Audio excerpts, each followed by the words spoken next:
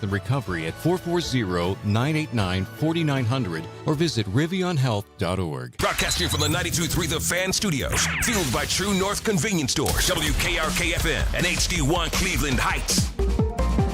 An Odyssey Sports Station.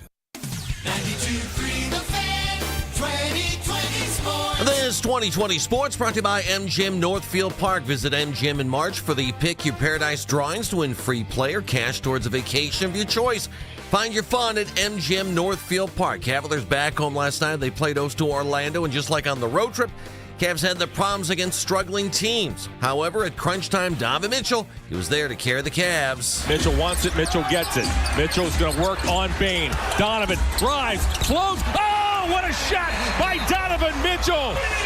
Number 45 delivers in the clutch as Mitchell has a 40 spot. But more importantly, with 13 seconds remaining, has given the Cavaliers this 5-point lead. Courtesy Cavs, FanDuel Sports Network. Good guys hang on to win it. 136-131. Mitchell, 42 points. Cavs win their fourth straight.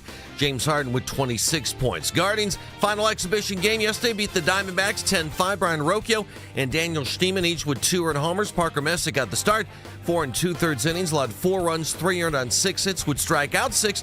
Guardians wrap up exhibition play at 16-14-1. Can now find 92.3 The Fan on YouTube. Subscribe to our YouTube channel. Get the best content from our shows each and every weekday. That's 92.3 The Fan on YouTube. Headline sports news every 20 minutes right here on 92.3 The Fan. From the University Hospital Sports Desk, I'm Jeff Thomas. Up next now for the Carman Show with Anthony Lima here on 92.3 The Fan. The Afternoon Drive. Do you want me to talk about? I can talk about them. You don't have to be defensive at all. He's going to throw his papers. He's going to nope. Oh, you didn't even blink that time. Nope. You didn't even blink that time. No, you didn't. It's not. It's not. You're just an idiot sometimes, and I apologize for saying that. That's not what I meant to say. But my goodness, you're maddening sometimes. For the record, they're just not a top-tier team to me. That doesn't mean they suck at basketball. That doesn't mean they can't be respected. That doesn't mean if you beat them in round 2, it's not an accomplishment. They're just not a top-tier team. That's the difference. They're not up there with the Celtics. They're not up there with the Cavs. They live in this other level where I think the Knicks live in as well. You're a top 10 team in the NBA. That's still a good team. If you they don't play, stink. If they you play, don't stink. The Afternoon Drive. Weekdays starting at 2. We are Sports Radio 92.3 The Fan. The Ken Carman Show with Anthony Lima. The Cavaliers win it tonight by the final of 136-131 as Donovan Mitchell leads the way with 42 points. James Harden fills it up for 26, and the Cavaliers improve to 45-27 on the season, winning their 4th in a row. If we're going to play defense like this, we're going to have a short playoff stint. Right now we have a mentality that we're just going to outscore people, and we all know when it comes playoff time, it's not going to be that easy offensively. You're not always going to shoot like we're scoring now.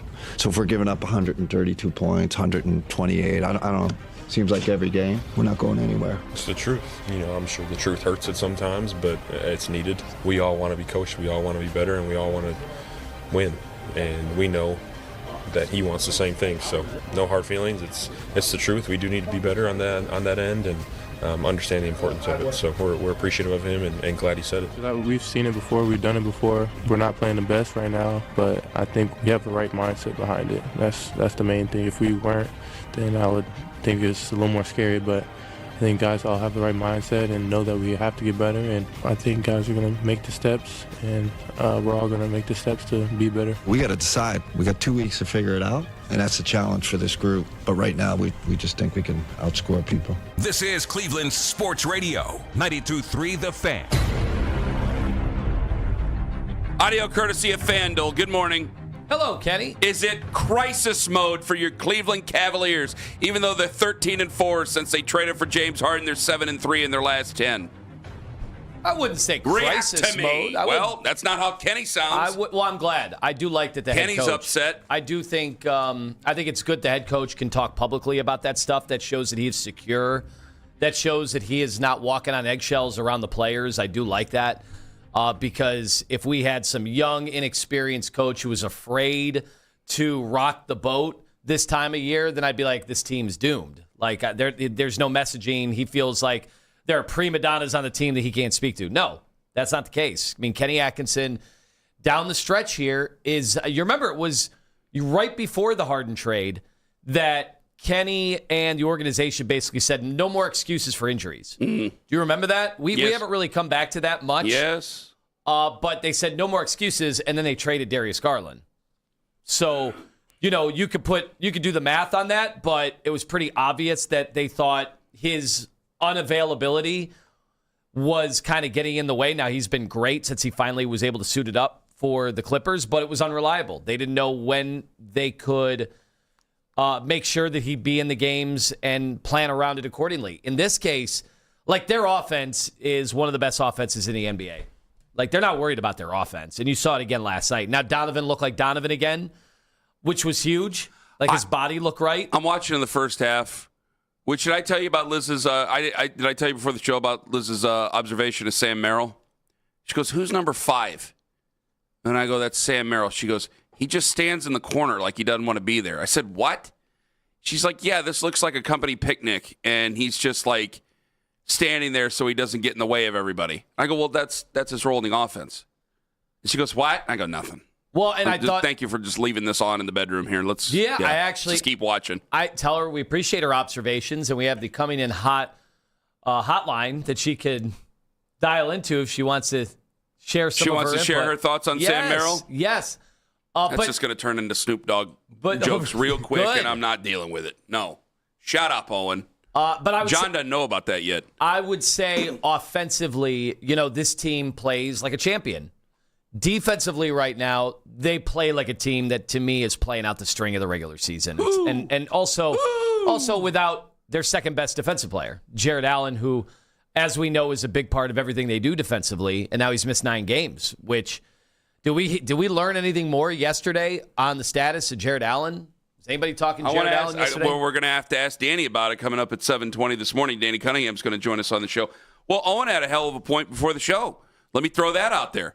Owen's like, do we have to have that? You could say it yourself. A team that has the reigning defensive player of the year, how can you stand to have that many defensive problems? Is that basically the gist? I think that's a hell of a point. Obviously, and I know Wemby went down last year, so that's why Evan won it. But still, had to be good to be in the running. Number 2 defensive player in the NBA then. Absolutely. I think that's there's right. no way. And Kenny was just so critical of, they asked him about, well, you're still top 10. And he's like, no, we aren't. We're 13th, 14th. Well, when you're looking at the playoffs, if you're the 13th or 14th best team and all the other ones are in the playoffs, normally that's bad. Normally, defensively, the metrics have been over the last 15 years since they really started tracking this using the data they do, is you got to be top 10 offense and defense. There have been a few anomalies because of injuries, but you got to basically be top 10 in both or have a shot certainly at top 5 in one of them. And the Cavs defensively have just not been good all year. And then they make those trades. So even the institutional knowledge of the Kenny Atkinson / before him, J.B. Bickerstaff defense, that's not going to be there when you throw in 3 new guys at the deadline. And then right after the deadline, or I should say 3 weeks after the deadline, Max Strus comes back and trying to put those guys all in a cohesive defensive manner. It's taking time, and I know that's not going to be an excuse. They made the trades. And they were willing to, in some ways, they were willing to sacrifice that part of it. I'm stuck in a rock and a hard place here because when I look at this team, I can't believe I'm still getting I am still getting regrettable mentions and calls. We are still getting those about Darius Garland being traded. And I'm like, guys, this team is clearly better with James Harden. Which last night, I was like, God, he's filling it up. I didn't realize that was his best first half since he's been here. Last night against Orlando. Well, he's been very deferential in the first halves of these games. Part of me is like, man, at times I want James to take over a little more. That first half against Zion and the Pelicans, I was like, I kind of need the ball in James's hands more. And then it was in the third and fourth quarter, and they came back from down 16. He was outstanding last night. He was upsetting Pella and Carroll and everything. I mean, it was great, especially right there at the end with that 3 ball that he hit. I mean, he was fantastic. Did you see the behind-the-back pass he threw in the half court to Max Strus? I did not see this. They did not give it enough love on the broadcast. That is which one? FanDuel, Peacock, both? Which one? I don't. Where was it streaming? I don't know. I saw it on Peacock last night. We went. I started watching on FanDuel downstairs. Went upstairs It was on Peacock. It was just a calm, no frills play, and all of a sudden he goes behind the back all the way opposite diagonal to the 3-point line for Max Strus, who hits a wide open three. And I'm like, yeah, LeBron James is the only guy I've seen that can make that pass in my history of watching basketball. So it was insane. So this is where I'm at here, though. I'm in a rock and a hard place, and I think you probably should join me in the same place here. Is I got a lot of people complaining about what should be a championship-level basketball team. And, yeah, when you trade for James Harden, I mean, I could look at you dead in the eye and go, guys, Donovan Mitchell and James Harden are fantastic, but you still have Jaylen Brown and Jason Tatum in the East. Like, I'm sorry, one's going to be better. And right now, the Celtics have been better, and the Celtics probably will be better. I know what I wrote in pencil. I know that. I can't take that back. I'm not taking that back, but I might end up having to eat that in the end. That pointed out is I've done a lot of defending of the Cavs. I've defended this move to the point I think it's honestly become bitter between us and the afternoon show. At least one person on the afternoon show. It's kind of become bitter between us and our thoughts on the Cavs and this basketball team. I've defended that, but at the same time, I guess I'm concerned about the defense. If Kenny Atkinson's raising, rightfully so, and sirening off alarms, I think I should be concerned about the defense. I mean, because I could look at it and go, guys, Kenny, I don't want to poo-poo it and say, well, it's by design, this, that, and the other. If Kenny told us, and then all of a sudden you're just getting caught on switches and you can't do anything against Boston, or God forbid something in the first or second round, because I do think some of this, I keep using the word design, some of this is by design. They want to keep that 4 seed, especially after what Detroit did 2 nights ago against L.A. So I know what they might be doing here, and we might run ourselves into a problem on Fan Appreciation Night where you have some weird stuff going on. We'll cross that when we get there. But I'm caught in this point where I think what they made was a prudent move that had to be done, and they stopped waiting for somebody who I don't think is going to get healthy. They made a strong move to try to open up their doors to be a serious contender for a championship. I support that, and I've done a lot of defending, but I can't look at this and say that this is fantastic. I mean, the first halves have been horrific, especially, and then first quarter yesterday. They gave up 7 threes. God, yes, indeed. The first halves have been horrific, especially, but defensively, it's just not been what you need it to be a championship level basketball team. Call it what it is. Kenny Atkinson says everything, the compete level, and then along with the compete level, there's an IQ level, an understanding of the game. So if you're slipping in both areas, you give up 132 points. And the last part of that is communication, right? So if your compete level's not there defensively, you're missing closeouts or not understanding personnel. That's the IQ part. That's Kenny Atkinson on it. So we're all, and I want more answers from Danny coming up at 7:20. We're all waiting for Jarrett to come back. And I'm starting to ask questions hearing Kenny in the postgame on the way in, hearing that right there. Is he being hard on these guys because it might be a little bit more serious than we know about Jarrett Allen? And it's like, because I think with Jarrett Allen out, with James Harden coming here and with Jarrett Allen out, he has proven just how important Jarrett Allen is to this basketball team. James Harden came in and immediately started working well with Jarrett Allen. Jarrett Allen gets injured. We got all these problems defensively here, and I go from the most underrated Cavalier to maybe perhaps the most important. Like the most skilled, no. The best, no. But most important, I think we might be seeing it. And Kenny's being hard on this, and I think a lot of us would go, man, now this is me maybe freaking out a little bit, all right? Because when you hear a coach talk like that and be so strong about it, it's going to raise your concerns, right? So I don't think I'm wrong about this. I don't think I'm wrong to react this way. You are nodding your head with me. Stay with me on this. If it's more serious than we know with Jarrett Allen, like he'd be looking and going, that guy ain't walking through the door. You guys better figure this out defensively here. You guys better hold on to everything that you're doing here. And because he's talking effort, he's talking ability to pick it up defensively. And Jarrett was an effort guy. Jarrett could be a really great player for this team. And I just start to wonder, they said it was a knee knock. It sounded not concerning. And here we are a couple weeks later, and he's still gone. And I got no real prognosis here. So, yeah, I mean, I'm still assuming that Jarrett Allen's going to be. I've never seen somebody miss, a month with knee tendonitis. Like Kobe Bryant went to Germany to get, PRP before people even knew what that was. And he did that and was back like 2 weeks later. Well, I don't know if basketball Jared games. Allen could then fly him to Germany. No, we have that here in Cleveland now. Shoot the lasers out of his knee. Yes. Let's go. We have it with my friends over at QC Kinetics. Like, come on. But either way, so I'm assuming Jared's going to be back. Like, I can't imagine. I mean, the playoffs are in less than a month, but I can't imagine he's going to miss another, month in addition to the 3 weeks that he's missed. Okay. I've never heard of such a thing for knee tendonitis. That would be an all-time first. You get a little concerned. Yeah. No, I get it. You should be concerned about the defense. Now, the effort, honestly, I'm not all that worried about effort right now. Like, they're clearly doing just enough to win the games. Like, if you watch James Harden, for instance, people wonder, how is James Harden at 37 still playing like a top borderline 20 player he's 36 in the NBA? still. Is he 36? People wonder, how is he able to do that? Well, by optimizing his movement on the floor. He's not going to do any extra level of involvement on either end. And you're like, oh, that's how he never gets injured. Look at how he plays. He's not sprawling on the floor after jumping as high as he can jump, full speed after a Euro step. That's not what James's game is. It hasn't been that in a long time. And he's not going to revert back to that. And they need him healthy for the playoffs. I think they would co-sign that.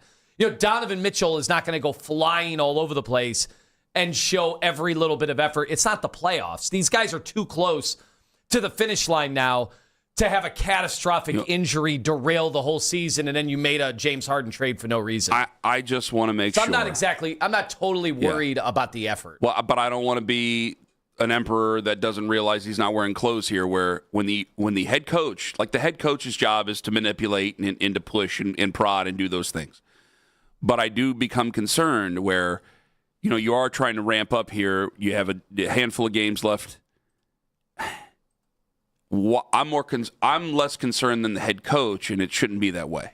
I should be freaking out. I should be a fan freaking out. Again, over wins. I mean, they were 3-0 on the road, and they won this game yet last night. They play Miami tonight at home, back-to-back, which you know how we feel about the back-to-backs, but either way. And I go, gosh, am I just sticking my head in the sand here, or is there a real problem here? And Kenny has been trying to tell us over the last couple of weeks. Seems to be an issue.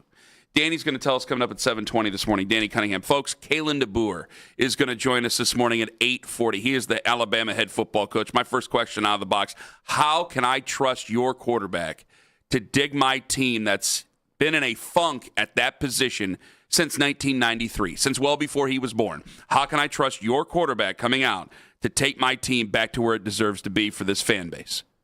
I want to ask that to Kalen DeBoer coming up at 8:40. I want to hear his answer. 216-474-0092. Coming up in 5. Well, by the way, 6:40, we have a size issue going on with the Guardians right now. It's a question of crisis for the Cleveland Guardians. And when it comes to Stefanski and Monken, I told you, better the devil you know than the one you don't. That's in 5 on the Fan. It's Anthony Lima.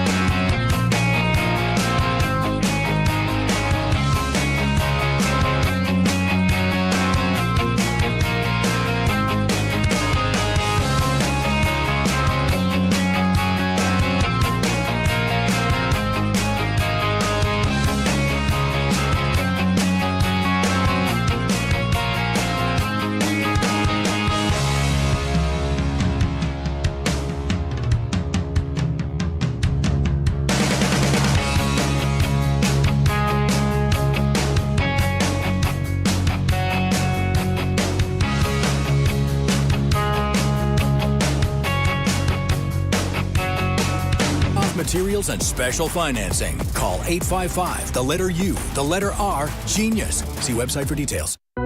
Guardians opening day is just around the corner. Hear all the latest talk on the back-to-back AL Central champs right here on your home for Cleveland Sports Talk. We are Sports Radio 92.3 The Fan.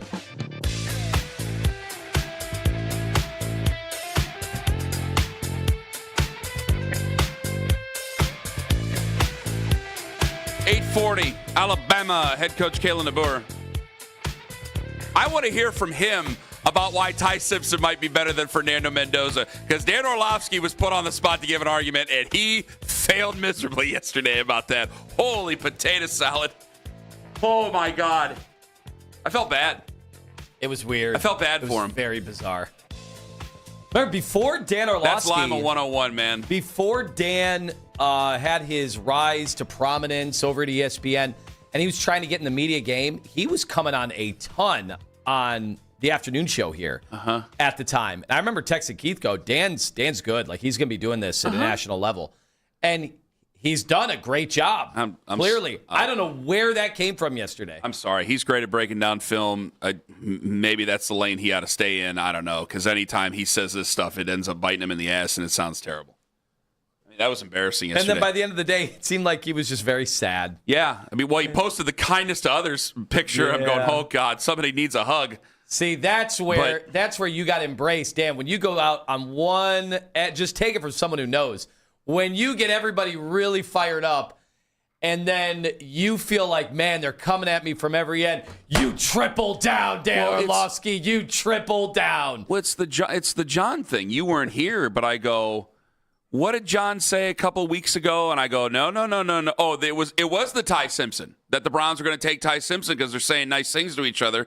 And we had to Trojan horse him because I'm going, buddy, I'm doing it to you. Imagine what that guy's going to do to you, because that's Lima. Like, you got to be ready for anything you say, man.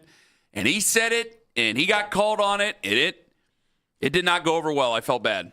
Because sometimes in the heat of the battle, I have been pushed to that position with you, and, man, you start to feel that floor give out from underneath you. That feeling sucks. But, man, oh boy. I want to ask Kalen DeBoer. I bet he has a better answer than what Dan Orlovsky has about Ty Simpson being better than Fernando Mendoza. Maybe he just thinks that Fernando Mendoza is better. We'll find out coming up at 8:40 this morning with Kalen DeBoer, the head coach of the Alabama Crimson Tide. I told you.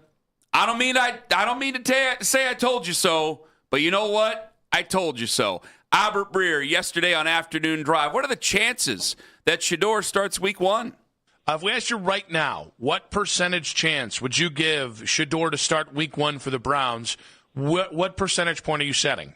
30, maybe. Still think Deshaun's going to get a shot. I look at all the money they've sunk into it. There's a reason why Deshaun at one point was the 12th overall pick in the draft. There's a reason why Deshaun was twice the highest paid player in all of football. There is so much demonstrated evidence of Deshaun Watson being a really good NFL quarterback, and we have none on this Shedeur. So does that mean I think it's likely that Deshaun gets back up to the level he was at the end in Houston? No. But, I mean, I think even if he got 80% of the way there, that would be a higher level than a lot of teams perceive the ceiling for Shedeur Sanders. I just look at it, and I think to myself, if I've already sunk all that money into Deshaun Watson, I can't get out of that money for this year. He's still relatively young for his position. Don't I owe it to myself to make sure he's not the answer before I let him go off somewhere else next year, especially when I have a new coaching staff that doesn't have the skeletons in the closet with him that Stefanski and then that staff had? Like, they was just what weighed that staff down with him, I think, was the history of going through the trade together and everything else. Like, you have none of that now. There's a chance to kind of get a fresh set of eyes on him. There's a chance to get a fresh perspective on him. There's a chance to let him compete for a job. I've seen Deshaun Watson play at a high level too much to not think that maybe you could get to a middle-of-the-pack quarterback level. And I don't know that we've seen that Shedeur can do that. And I might wind up being totally wrong on that. But I think logically, if I'm the Browns, and this is going to be a transition year anyway, unless Shedeur really shows me a lot more than he showed me last year, I'm probably looking at this like I want to make totally sure that we got it wrong on Deshaun Watson before the contract expires. So this is what I warned everybody about during the season last year. It's playing out because I agree with Albert about the 30%. I think that. Let me explain to you why. Well, I don't. I see his point on the 30%. Mark that. I see his point. I don't necessarily agree. I don't want it to be true. And I think for a lot of fans, you have to hope, because Nick went on a tangent later on in the show, and I'll play that later on in the show. I don't want to do it now. I'll do it later. Nick went on a tangent, and he was basically, it sounded like he was begging the Browns on the radio to not play Deshaun Watson.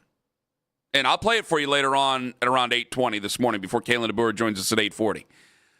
Because I agree with Nick. I totally agree with Nick. The reasons that I don't agree with why I think it could be 30% that Shedeur Sanders ends up starting, I disagree with Albert for the money. I don't think the Haslams care about the money. I don't think the Haslams care about, Jimmy called it a mistake twice in public on a microphone for crying out loud. So I don't think they care about the money. I don't think they care about any of the sunk cost, whatever it might be. I just think you got a new head football coach who's 60 years old. This is going to be his one chance to be a head coach in the NFL. I'm not trying to be an ageist, but this guy has been trying to be a head coach in the NFL for the last 20 years. This is his one chance to be it. And if you still had Kevin, hey, this is not an argument to keep Kevin around. What was the end was the end. But if they would have kept it going, Kevin went with the flow. There were a lot of things that I'm sure I know Kevin disagreed with, and he just went with. And I'm telling you, and that's not great leadership in its own right. I'll tell you that. That's not great. That's not what you want as a Browns fan. But if you wanted to make sure we were just going to get through this year and, hey, we're just going to try to make the fans placated as we possibly can, not anger them as much as we can while we get to 2027, Kevin was your guy. Now it's Todd Monken. Todd Monken's got one chance to do this. And if they go out there during OTAs and one guy, the guy who's been at 6 years ago, been an MVP level before, been a Pro Bowl, All-Pro level before, been a guy to carry a franchise before. One guy has all that, and that guy shows that against air because you're just in T-shirts and shorts and you're doing that, and he ends up being over it. Don't come after the messenger. A new head coach is going to do what he thinks is best for the players on that football team. You hear Todd Monken talk. Everybody loves Todd Monken. Todd Monken don't give a damn what you and I think, what Bob and Parma thinks. He doesn't care. He's going to do what's best for his football team. And if what he thinks is best for his football team is starting Deshaun Watson week 1, while Nick called it a giant slap in the face, Todd Monken doesn't give a damn. I'd use a different word if the mics were off. Yeah, but what happens if Andrew Berry, throughout the interview process and afterwards, because obviously Deshaun Watson had to come up in those conversations. What if Andrew Berry was basically like, listen, from an organizational standpoint, we are on the last iteration, the last year of Deshaun. So as long as you know that coming in, like he is not somebody that is in our future plans, to put it mildly, to put it most charitably. Great question. Then what is your answer if you're Todd Monken, knowing that the organization is tilting the scale here? You have the cheap, young, second-year player, had some flashes, has some skill. Let's see, should have had a higher grade than a fifth-round pick. Okay. That's the curse of Todd being here. But the other one is Deshaun Watson. That's the curse of Todd being here in 2019. Todd has seen the dysfunction flat out. Todd, in his eyes, tried to stop this at one point. And he wasn't listened to. And he watched this thing go right into the ocean and sink. And he's talked about it since. So Todd Monken, who had a job waiting on him with the New York Giants. Todd Monken's made all this money. He was offered a job, or he was going to be offered a job with the New York Giants. Had this not worked out, he could have got desperate and said anything that he thought the Browns wanted to hear. Does Todd Monken sound at all? Did he sound like that in 2019? You and I worked together. You and I were in the building at times, okay? I was in the building a lot more than you. Todd Monken's never been a guy to mince words. Todd Monken, for better for worse, has said what he felt is the truth. So he might have just looked at it. He might have just said, oh, yeah, I'll tell you what you need to hear. I believe zero chance. I believe Todd Monken's going to do what he thinks is best for his football team, and he's going to leave it out there in the field. So Shedeur is doing everything he can. I love that Shedeur is in the building all the time. I love that Shedeur, there is evidence that he is working his ass off. But Deshaun Watson's working his ass off too. And if this comes down to who's going to play better on the football field, boy, I hope it's going to be Shedeur. I really hope it's going to be Shedeur because I don't want to open that can of worms. I don't want Deshaun Watson to start this season for the Cleveland Browns. Let's be on the record and be as clear as possible. I do not want that to happen. But you have people lining up on that radio show yesterday and on this station who are going, yeah, one guy did play at that level. Hey, man, don't come after me. But I told you, everybody hated Kevin Stefanski. Kevin Stefanski did not do a good job this year. This isn't a defense. But had he had stayed and we would have just drifted off again, he would have went with the flow. Now you have a guy who has one chance, who's always told the truth, and damn it, he's going to do what's true by his football players. I hope, I pray that Shedeur Sanders plays well enough to take this job in training camp. In OTAs to get to the number one spot in training camp when they really take off. A way a quarterback competition is really supposed to be done. Not whatever that was last year. Coming up in 5 minutes, the Guardians have a serious size problem, folks. There is I don't know what happened, but they are getting shorter over there at the corner of Carnegie and Ontario. Ken Carman, Anthony Lima. I'll explain to you in 5 on the Fan.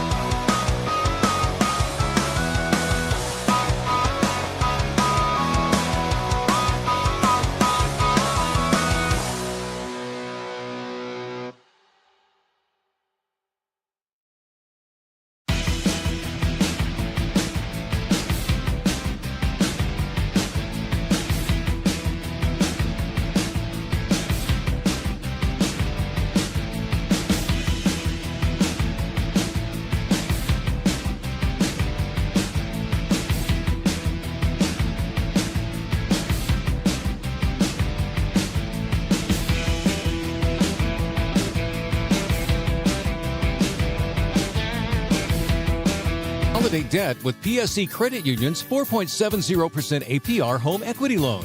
Visit psccreditunion.org. That's psccreditunion.org, an equal housing lender. In your weeknight with the best segments of the day. The Fan Rewind. Weeknights at 11.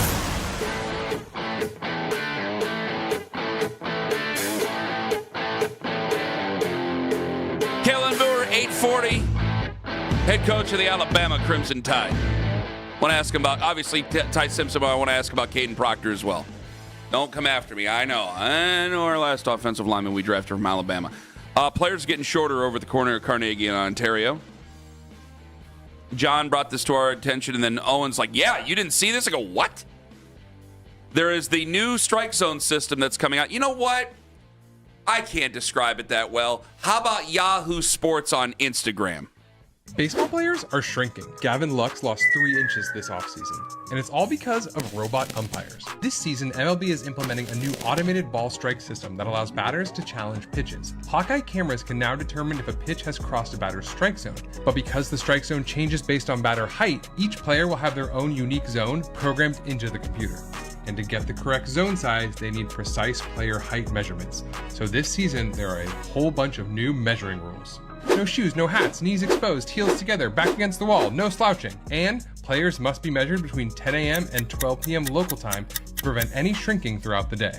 So with all these new strict measurement rules, we've seen quite a few players lose some inches. So the question is, were they accurately measured before? Probably not. We've always made that joke that, oh yeah, he's in the program, he's 6'2", but really, we do this with quarterbacks all the time. Turns out the accurate height, which, were you joking about the one height? So I'm looking at a couple. They're not all listed. Bryce Harper went from 6'3" to 6'1". Okay. 6'3", nice height. 6'1", still, you're over 6 foot tall. Uh-huh. Bo Naylor, he plays catcher for the Guardians. Yeah. He was listed at 6 foot previously. He's now listed at 5'9". That's insane.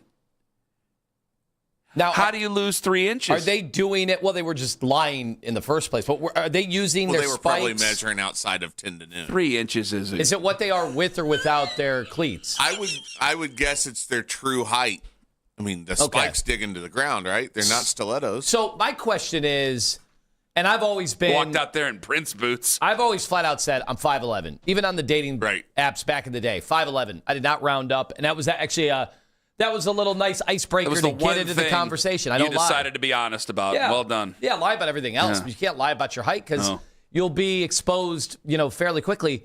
But my question is, so they're doing this because they wanted a standardized way so that when everybody comes up to the plate, we know where the strike zone is, and more importantly, the computers know. Well, it has to be for the computers because the computers have to know precisely what the strike. It's the whole reason I have the computers. Because they're going to, it's always been human error, right? But well, it's now going to no finally error. do it from the letter of the law where the strike zone was supposed to be, which was what? You guys wanted it. You got it. Kenny, you umped. I umped back in the day. What did we always tell the players about where the strike zone is?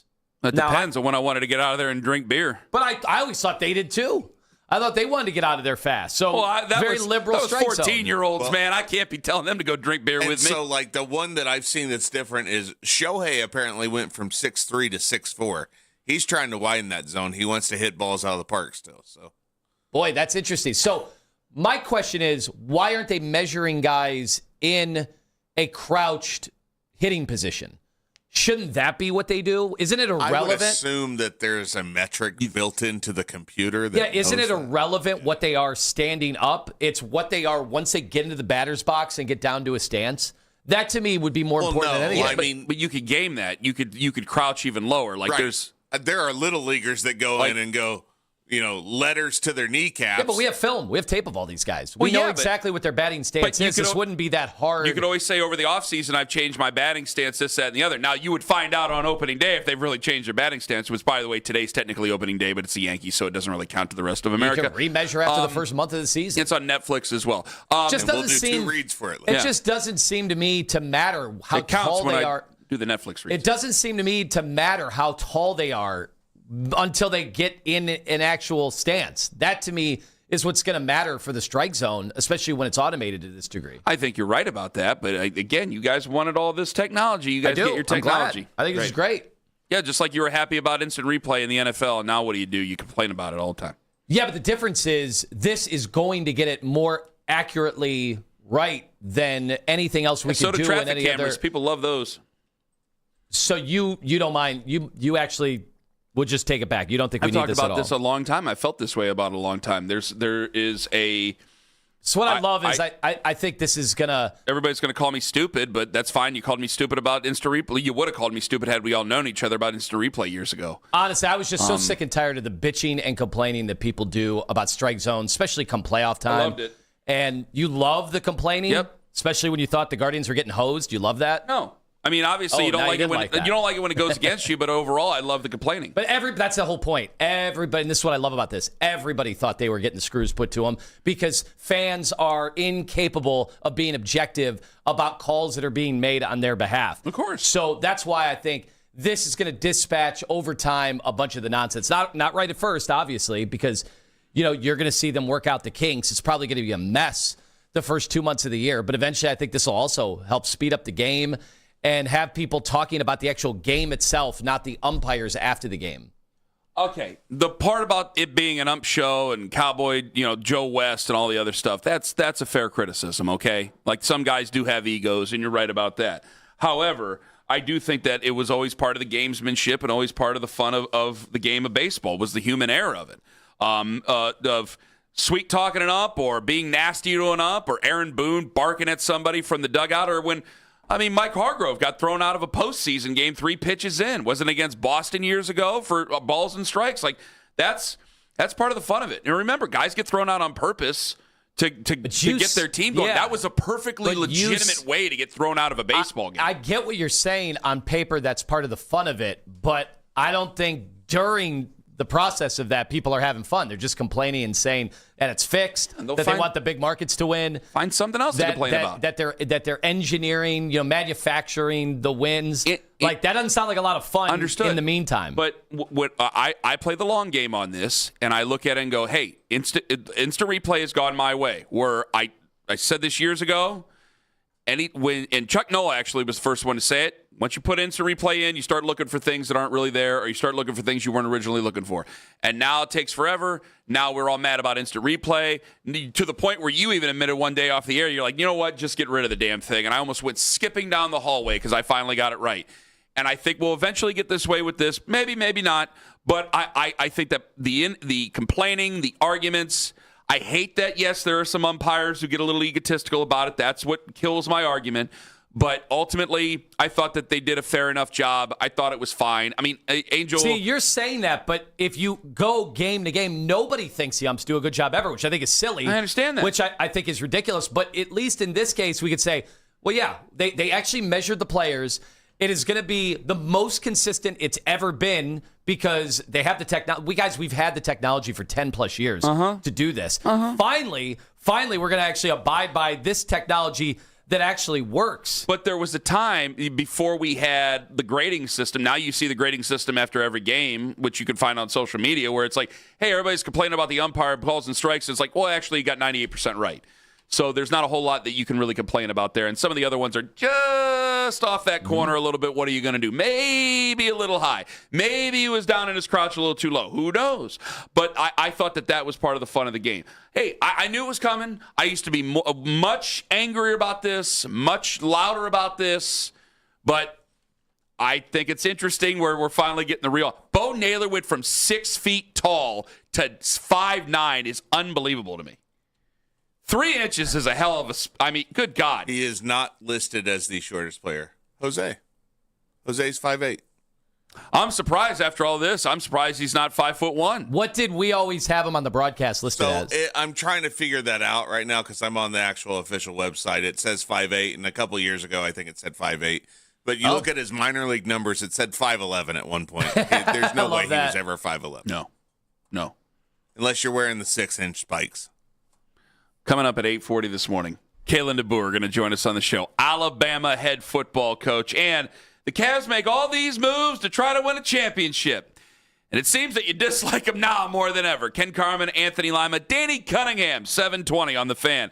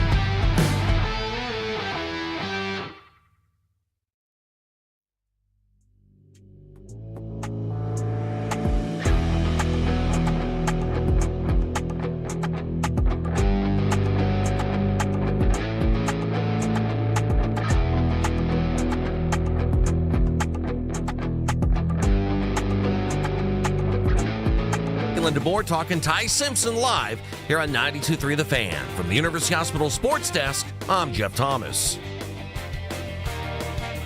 Catch Afternoon Drive with Nick Wilson and Jonathan Peterlin live on YouTube each and every weekday from 2 to 7 p.m.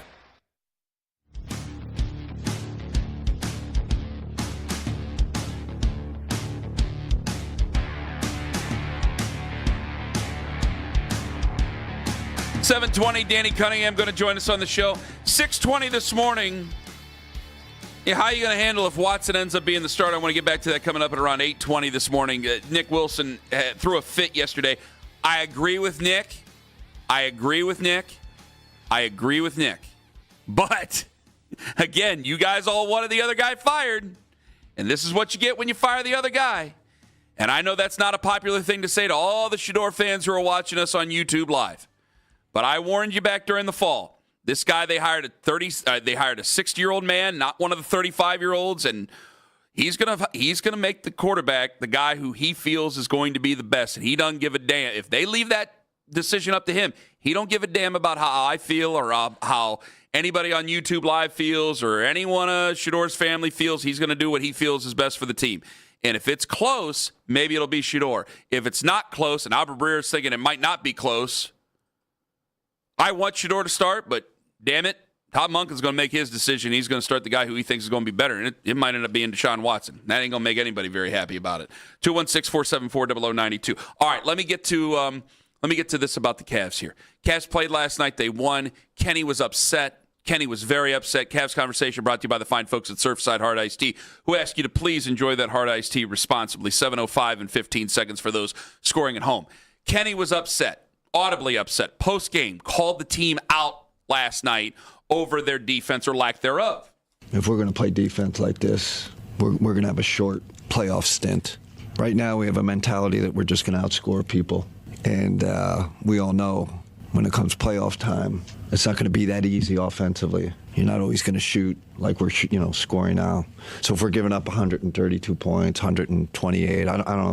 Seems like every game, we're not going anywhere. We got to decide. We got 2 weeks to figure it out, and that's the challenge for this group. But right now, we just think we can outscore people. Man, Kenny's been getting tight with them lately, and I like it. I like speeding it up. But my issue is that I've been a pretty big excuse maker for this basketball team. I'll admit it here over the last couple of months. They traded for James Harden. I will full on admit, and I think this is the problem. They traded Darius Garland. I think we underrated how many people really like Darius Garland, even though that anybody on this show, and I think a lot of people on this station have admitted that James Harden is the best player, is a better player. But when you made these trades, it's no longer that family fun-loving, young, plucky group anymore. This is serious business, and they're going to treat it as serious business. And as serious a business as they can be, you are still not Jason Tatum and Jaylen Brown. And that is going to lead to a problem where I'm like, hey, man, Eastern Conference Finals, that's where it is. And, Owen brought it up and a lot of other people. Eastern Conference Finals are not good enough to them. They are not good enough to them.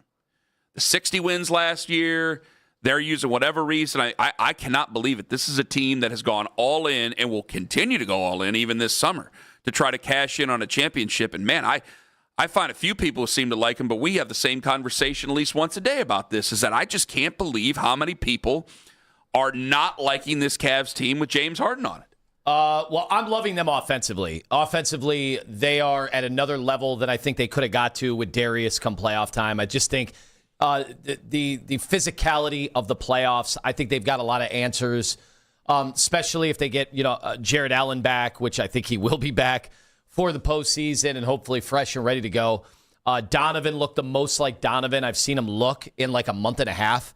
Yesterday in that second half, he went nuts, and I love seeing that, even though his eyes still looked all red and like something really, really bad had happened to him. Like he had a combination of pink eye / like a softball hit him in the orbital bone. It was nice to see that yesterday. So offensively, I don't have any big issues. Obviously, it's going to get tougher once you get to the postseason, but I think this team has an answer, especially you saw Max Strus kind of figuring out where to go on the floor with James Harden, distributing. He had that amazing behind-the-back pass in the half-court offense to hit him. Like, that stuff's unstoppable. I don't care who you are. Like, no defense is going to be able to stop them So that part of it I'm excited about. Well, and Kenny brought up the offense, but I think what Kenny's concern is that he doesn't think, well, you're giving up 131 points. You can't do that consistently in the playoffs, right? This is Kenny on the team and thinking they'll just go out and outscore everyone. That's kind of where we are, but that's fool's gold. We're going to find the guys that are going to be in our rotation, the guys that defend. I think when the playoffs come, you always lean on that. Who can guard their position? Who's going to be a high-level defensive player in the playoffs? That's what gets you in the rotation. I totally agree. Like, that's what the playoffs are all about, finding those mismatches. Why Darius Garland would see the steady diet of teams trying to screen him into having to guard, bigger, taller guys. Well, they still have weaknesses. I mean, they still haven't figured out or solved, and they don't have the personnel to do it, to have those, wing presence on defense. They went and got Keon Ellis, good defensive guard, but can he guard Jaylen Brown or Jason Tatum? No. Anthony, hey, you're coming up with some real good nuts and bolts reasons, yes and no, and all these other stuff. I kind of just want to know, why aren't the Eastern Conference Finals good enough? Like, if they lose in 6 games, am I really supposed to get red-faced and mad that they lost in 6 games to the Boston Celtics in the Eastern Conference Finals when they just traded for James Harden a month ago? Am I really supposed to be – now, it won't be a month ago by the time they get to the Eastern Conference Finals, for crying out loud, but am I really supposed to start screaming and yelling and say how bad this team is and how much of how snake oil they are for losing in the Eastern Conference Finals in, 6 games or even 7 to the Celtics? I'll answer that for you because I'm the one that brought it up, right? Like, I think that – it's just that they never really progressed moving this roster around until James Harden, right? So that's where at least they made that change. But, man, I wanted that change in the offseason. I wanted it last year so that we weren't in this situation where they do have the out of going, well, we just got him in January or into January. Yeah, but people aren't going to care. Right. And it's also going to be, by that time, like I said, Memorial Day. It's going to be Memorial Day before we have this answer, really, or hopefully at least Memorial Day, and we don't find this out at the end of April where they got bounced when they shouldn't have gotten bounced. Hey, I would have liked to, too. I'd like a whole year ramp up. You're right about that. But they don't. But if they don't do anything on roster changes consistently throughout the years, why does getting to stay on the same rung of only making it to the second round mean that if they progress past that one round, that's good enough? Good enough and not losing my mind are two different things. Yeah, I never said I was going to lose my mind if they didn't make the NBA Okay, well, Finals. I'm just talking about me. I just said it's not good enough. But am I supposed to? I'm not going to call for Kenny to be fired over it. I'm not going to call for there to be massive trades. I think I would be annoyed if Donovan starts to talk, or excuse me, because Donovan never says it. If sources around Donovan would start talking DEFCON stuff, I think I'd be pretty damn annoyed over something like that. Because to me, this is the natural order of things. I don't know if James Harden was available over the summer. So if James Harden's not available over the summer, to me, this is probably the best trade you could have made. We kept waiting for some magical wing to come out of some other team that you could have traded Darius Garland for, which wasn't going to happen. You were going to trade Darius Garland, who's slight, who is young, but is too often injured, for a dynamic wing that was going to change your fortunes of your franchise. This, at 36 years old, and a guard who is a more sturdy guard than Darius Garland, even at 36, that was the best trade you were going to make. He might not have been available over the summer. So they waited, they made the best trade they could, and the team's in a better place than where they were before. And if they get to the Eastern Conference Finals, I just don't understand where people don't put together where, hey, you need a year. You need a year to bring it together. No, I'm just a big fat excuse maker. Look at the teams. If you add ancillary pieces, it's fine. If you add helpers, it's fine. You can make that run. But you're talking about a cornerstone piece of your franchise here that you traded for at the trade deadline, where 2 months later you're starting to get ready for a postseason run. I'm sorry. That's just not enough. When you are not practicing, when you are trying to get guys rest to get them ready for the postseason, when you've had injuries. Well, I also think there's... Jaylen Brown and Jason Tatum have played with each other for 7 years. Well, I also think that's where there's a weird entitlement to fans at times, because I get it. We've been burned, in this iteration of the Cavs, and even the one right before it, in between the LeBron years when it was Sexton and, Darius. They were plucky. They were young. They say Jalen Tyson and Jason Tatum. Yeah, you were going to watch them grow up, before your eyes. But there's zero championship expectations. So I sometimes wonder if fans prefer having no expectations, because that way they can't be hurt at the end of the year. This team has hurt Cavs fans.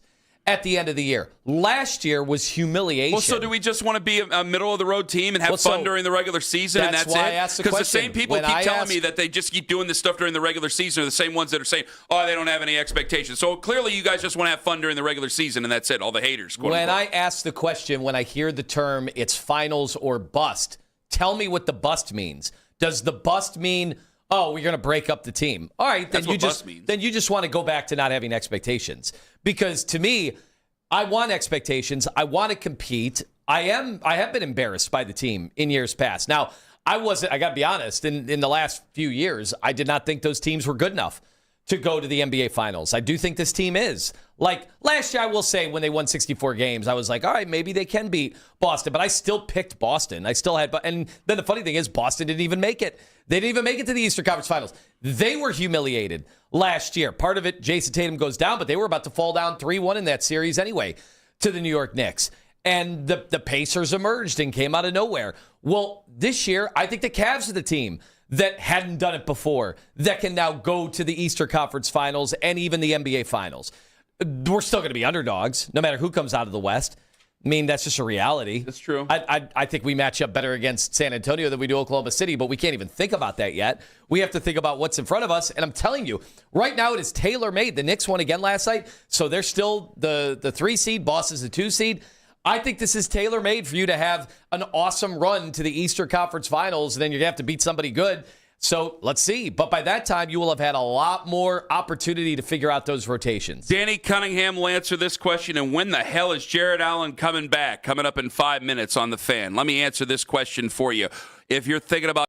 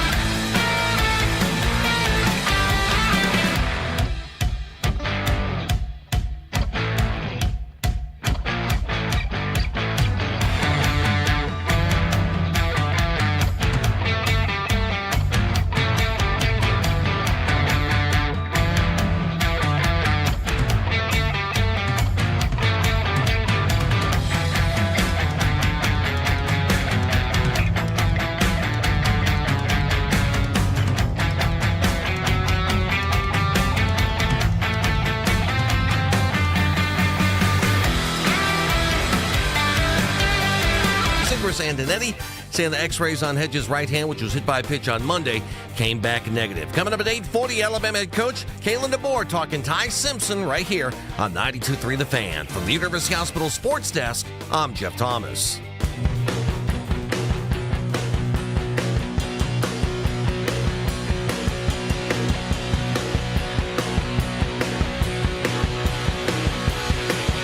Let's go to the Make It Right Call Kyle Wright hotline. Just over 1 hour from now, we got Kalen DeBoer, Alabama football head coach, joining us on the show. We'll ask him about his former quarterback and whether or not he'd save the Browns.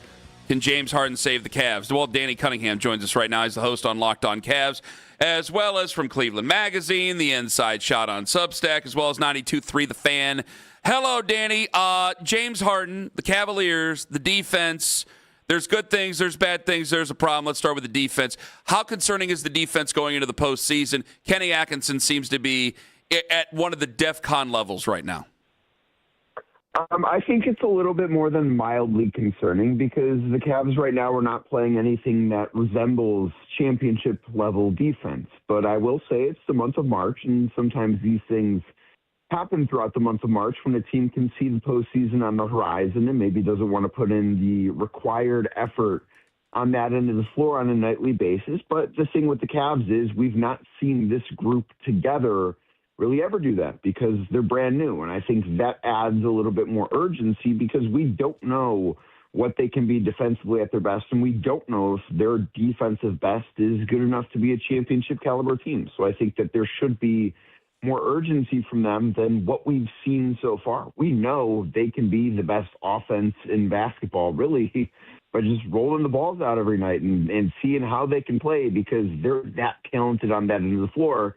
But defensively, Kenny Atkinson's right. The effort has not been good enough lately. If they play defense like this in the postseason, can they win a series depending on who the right opponent is in the first round? Sure, but they're not going anywhere of consequence. And I think everybody inside that organization knows that. And that's why I think he was so ticked off last night because that was an opportunity against the team on the second night of a back-to-back. And, sure, they were motivated after being embarrassed by the Indiana Pacers the night before, but that was an inexcusable defensive effort. And they just said, hey, we can outscore you. It doesn't matter. And to their credit, they did, but that's a little bit of fool's gold. Part of it is, I got to say, Danny, after all the fallout of, the last few years and losing where they do in the playoffs and then the injuries they had last year, it would not surprise me to see a team full of a lot of veterans not put forth the most amount of effort when we're all telling them the only thing we care about is the postseason. Get healthy to the postseason. Jared Allen is someone now all of a sudden has missed 9 games. I imagine he'll be ready for the playoffs, given knee tendonitis doesn't normally knock you out for 2 months. So we have to also not be hypocritical. We can't tell these guys to go balls to the walls and then get mad if anybody gets injured getting to the finish when I don't even want them to improve their seeding. I want them to be the 4 seed right now. I think that's all totally fair, but I also think it's one thing to expect this team to flip the switch when they've been there and done that, right? And this team has never won more than a game in the second round together. So I think both of those things are true. Like, yes, we expect this team to be better in the postseason, and they're going to be judged on what they do primarily during the month of May. Like, that is one of the biggest. This May is, I think, one of the biggest months in franchise history without LeBron on the roster. So I do think that's all well and fair, but we've not seen this team again, as they're presently constructed, do the thing that they need to be able to do in order to succeed in the month of May. And I think that everybody would just feel a little bit more reassured if they could show some glimpses here over these next few games before the month of April. And then you start to worry about seeding then. And I do think that they are in a good spot seeding-wise. And, I think that if you're a Cavs fan, you should be pretty happy the New York Knicks got a win last night over the New Orleans Pelicans. And I think you should be very happy with where the Cavs are at in the standings right now because I do think it's setting up very advantageously for them when the postseason does arrive. But again, they need to show that they can do it on the defensive end of the floor. And it'd be one thing if they had more postseason success to just dismiss this as, it's March. We know they can do it in the postseason because we don't know that this team is presently constructed can be good enough defensively. So, Danny, what have you noticed defensively? It'd be one thing if, like, James Harden was replacing a dominant defensive stalwart, but that's not happening. He replaced Darius Garland, and I actually think there's still going to be blow-bys. It's James Harden, but I think he's done a much better job containing some of the bigger players. So what have you seen defensively that is different from last year? I think there are more miscommunications right now. And you have to remember about last year, yeah, they added DeAndre Hunter, but there was a lot of continuity on that team. And that was a big reason why that team got off to such a good start is they didn't change the roster really at all from what the team was the year before to who they were for the vast majority of last year. So I think that they came in with a level of defensive continuity and a communication standard that had already been set. And I think that with some of the new pieces, because it's not just Keanu Ellis, it's not just Dennis Schroeder, it's not just James Harden that's new here. A lot of this roster is different than what it was the year before. So in some senses, considering that they've not all been healthy at the same time, I think their communication is not where it needs to be. And I think that guys are going over to double at the wrong time. Like Donovan Mitchell set himself as an example last night, and I can think of the play immediately. It didn't end up hurting them because Desmond Bane missed a wide open three from the right wing, but he goes to double Paolo Banchero in a completely unnecessary situation, and it leads to Orlando getting a wide open three. Now, Desmond Bane's a good shooter, and he missed that shot because sometimes guys miss shots, but you can't count on that being the case. So I think a lot of it's communication. Some of it is they're not good enough right now at the point of attack on the defensive end of the floor. And two, another big part of it is Jared Allen being out. And you don't want to make the personnel excuse because they still have Evan Mobley. They've got Keanu Ellis, Dean Wade. I think Sam has become a pretty solid defender too. But without Jared Allen on the floor, it really changes the way they can use Evan.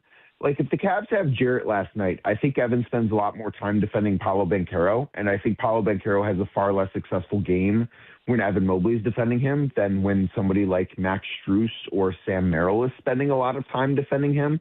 So I do think that's part of it, that their defensive player of the year is not in the same role that he was in, because without Jared Allen at the rim, you need Evan Mobley at the rim. And if you have Evan Mobley at the rim, Evan can't do the thing that he does best, which is really cause chaos in a lot of different areas defensively. Danny Cunningham, Locked On Cavs, joining us on the show. Jared Allen, when's he coming back? I would expect that Jarrett, I would be surprised if he plays tonight, but I would expect that sometime within the next 3 games after tonight, Jarrett's back on the floor for the Cavs. I do think he's close. Kenny Atkinson said yesterday that he's ramping up, that he's doing contact, that, you know, that type of thing is being done with him behind closed doors. And I think that the Cavs miss him, and I think that they'll be a better team when he's back on the floor on both ends of the floor, even though they've still been a juggernaut offensively. Should this stretch without him prove to fans just how important he is to this ball club? I think it should go a long way as far as doing that, but again, and getting back to the earlier point, it's all going to be about the postseason. He needs to show up in the playoffs, and to his credit, I think that he has done that better the past 2 postseasons than he did his first playoffs run in Cleveland when he gave the infamous the lights were too bright comment. I think he, before he got hurt against Orlando a couple years ago, he was awesome. I think that he was far from the issue last year against the Indiana Pacers. So I do think that he's shown how important he is. And even you saw how good he was when James Harden arrived. And truthfully, he started playing at that level a little bit before James Harden got here. So I do think that the Cavs have, it's been a big deal that he's been out for the past 9 games now at this point. Danny Cunningham with us. All right, we got to give it up to Darius Garland. He's shooting the ball the best he ever has in his career. He has a hop to his step. You wouldn't even know that it wasn't just one toe that he was dealing with. It was another toe on another foot. And yet he's been playing spectacularly. I think they're 7-3 in the games he's played. The Cavs are 13-4 in the games James Harden has played. Is this a win-win for both teams? Is there such a thing? I think there is absolutely such a thing, and I think so far it has been. I think the Clippers are pretty happy that they were able to get younger, that they were able to get a dynamic offensive player the way that Darius Garland is, and I think that their goals right now are much different than the goals of the Cavs, and I think that is something that's worth remembering when you're having these conversations. I believe Kawhi Leonard was asked about this team being competitive, and this was a couple of weeks ago, he's like, the season is kind of over. Like, they're not going on a run. They're going to be in the play-in, and I would expect them to probably get through the play-in, but that's not a team that's beating Oklahoma City or San Antonio, and the same was true when James Harden was there. So, like, their future looks brighter than it did a few months ago because Darius Garland is 26 and should be entering the prime of his career, and the immediate future of the Cavs looks brighter right now with James Harden than it did with Darius Garland. I think if you ask both teams, if you have to ask the executives in LA, if you ask the executives in Cleveland, I think both teams right now would say, yeah, we would do that trade again. Like, they have no regrets for that deal being made, and I think it's worked out well for everybody involved thus far. Then Danny Cunningham joining us on the show. Then are fans just not wanting expectations for their basketball team because, I don't know, maybe I'm just banging the drum for all the negatives to come out, man, but you talk about this team and it's just, well, they're not going anywhere. Who cares? Can he stop talking? I was getting people telling me to stop talking about him yesterday, talk more Browns. Swear to God, on my kids. It's like, what? I think the expectations can be scary for people. I really do that. And I think that the Cavs have been labeled soft a little bit unfairly. Like, I don't think they lost last year because they're soft. And I don't think that the physicality thing has necessarily always been the most fair thing to throw on. Like, did the Pacers win because they were the more physical team? No, they won because the Cavs shot like 29% from three-point range in that series, and the Pacers were awesome, right? Did the Cavs lose to the Boston Celtics 2 years ago because they weren't physical enough? No. They lost because the Boston Celtics were the best team in basketball. So I think that fans obviously they want to see the Cavs win, but because of the way this regular season has gone and because of the way the previous postseasons has gone, I think there's a little bit of fear that it's not going to go well. And I think if you protect yourself by telling yourself, oh, it's not going to go well, you're far less disappointed at the end. I think that the Cavs are set up this year to go on a deeper run in the postseason than they've been on in this era. Does that mean they get to the finals? I don't know. Does that mean they get to the conference finals? They're going to be favored to do so as long as they avoid the Boston Celtics in the first round, or in the second round, excuse me. And it very much looks like that's going to be the case so far. So I think part of it, and, I don't want to speak for all fans here, but I think part of it is just trying to protect your own feelings a little bit.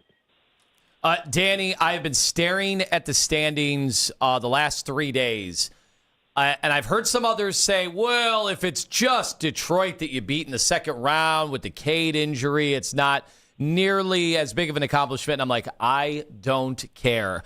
Do you think that they need to do some tanking coming up to make sure that they can avoid Boston or the Knicks in the second round?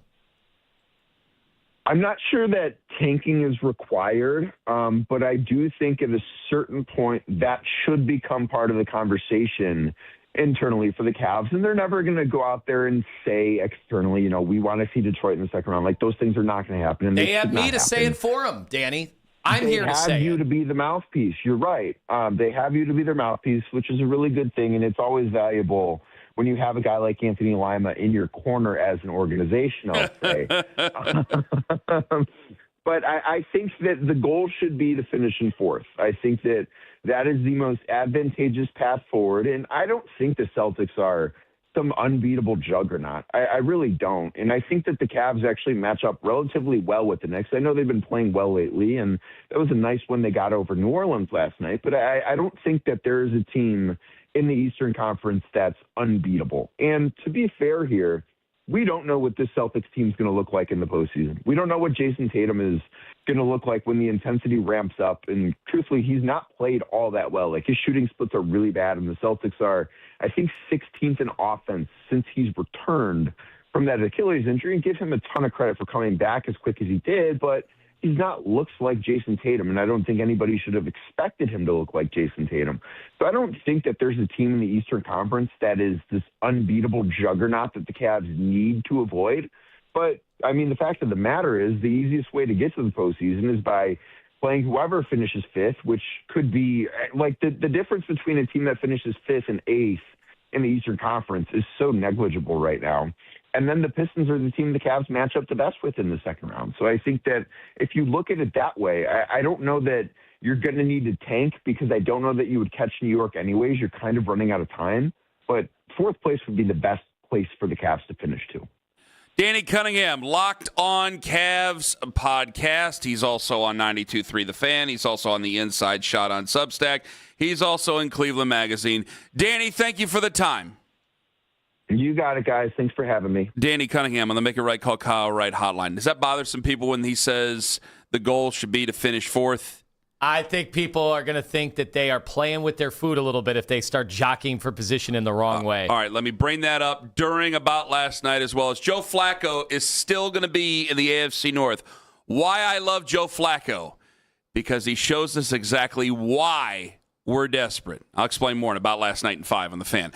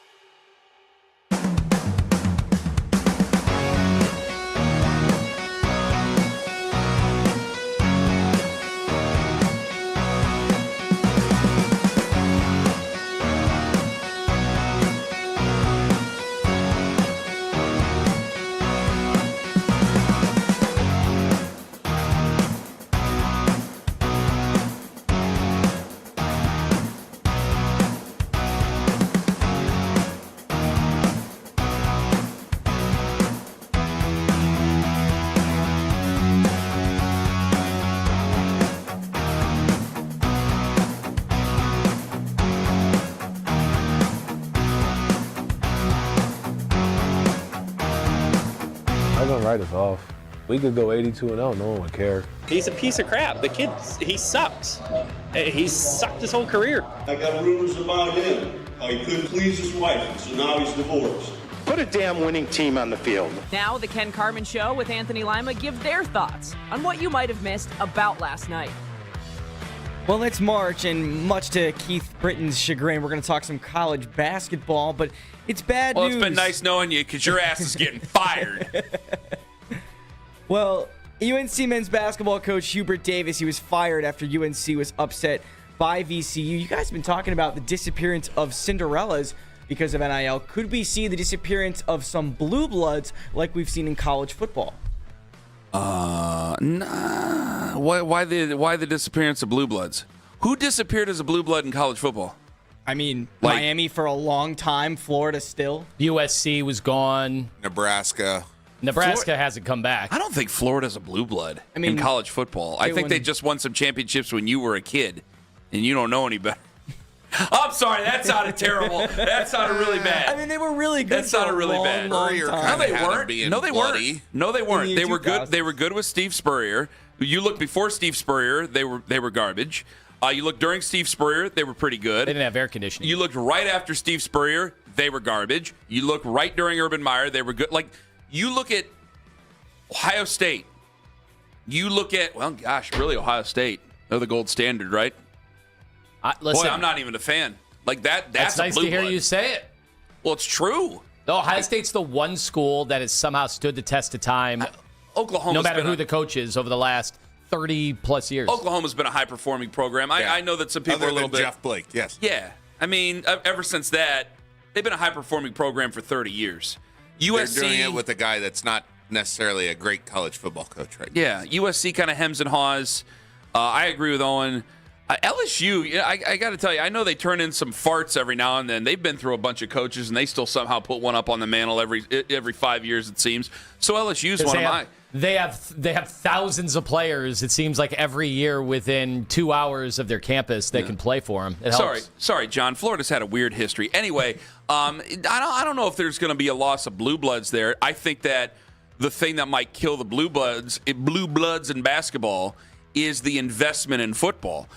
Indiana being a basketball state, famously known as a basketball state, and pouring money into football and winning in football, boy, that's just totally different. Because you always thought that it was like, well, they care about basketball there. They don't care about football, so it's okay. Basketball is their sport, and then they just pour it all into football, and you get yourself a good football coach, and they end up doing it. Hubert Davis gone. Can I make an argument for Brad Stevens? Isn't he bored being in the front office? Isn't he bored? No, I don't know. I mean, he seemed to be somebody who wanted to enjoy family life, that kind of prioritized that. At least that's what he talked about at the time. But you're right. When's the next challenge for someone like him? But it's crazy because it feels like Brad Stevens could have any job in any level of basketball that he would want. Joe Flacco, former Browns quarterback, former Super Bowl champion, signed with the Bengals on a one-year deal yesterday. And I think the question has to be asked with Joe Burrow's injury history. Over under 4.5 games Joe Flacco starts? I'm going to say under. I'm still going to say under. I think that this year they have to keep addressing what they have in the offensive line, but I think that Joe Burrow is going to come close to playing all the games. Can I just say that Joe Flacco, not Joe Burrow is going to play in close to all the games, not Joe Flacco. Go ahead, Tone. Give your answer before I give another thought on Joe Flacco. Boy, I honestly, just for Joe Burrow, it has nothing to do with the Browns or anything. I'm just trying to keep it to him. The quarterback play has dropped so much in the NFL the last few years, and we've bandied about the reasons for that. Mm-hmm. Joe Burrow is someone I actually think we've been robbed of a legitimate prime, because when he's been healthy and when he's been good, he's been a top 3 quarterback, 4 quarterback, but he can't stay healthy. And and part of it's on him, not just the offensive line. He takes hits that are ill-advised. Tom Brady would be like, dude, throw the ball away. And so if he can't protect himself, at some point it's going to be on him. He played a full season in 2024. Good God, almost 5,000 yards, 43 touchdown passes. The reason why I like Joe Flacco so much is I think he is a barometer to how desperate the quarterback situation is in the NFL. I mean, you're looking at a 41, going to be 42-year-old man, right? You're looking at Joe Flacco, who at one point famously was on his couch, got called by the Browns, flew in overnight, ended up taking the Browns to the playoffs a few years ago. But then he stays on a roster. Why? Well, guys know that they can count on him in a pinch. You can't count on some of these young guys. He is a pro. I mean, yeah, there's been a history there where I think it's famously argued whether or not he was elite, but he obviously played the game at a very high level. But those days are gone. But they know that they could trust him to take care of the football, be smart with the football, be a good presence in the locker room. And at a certain point, he accepted his role. Yes. Like, could you see Baker Mayfield hanging on into his 40s? Just accepting of his role? Like, I can't even imagine that. It's very hard for guys to do that, Yeah, especially when they've been at the top. Vince Carter almost of the NBA or the NFL, and a Joe Flacco type of feeling there. Go ahead. Mike Florio came on Baskin and Phelps yesterday and said that the 18-game season in the NFL, it's coming soon.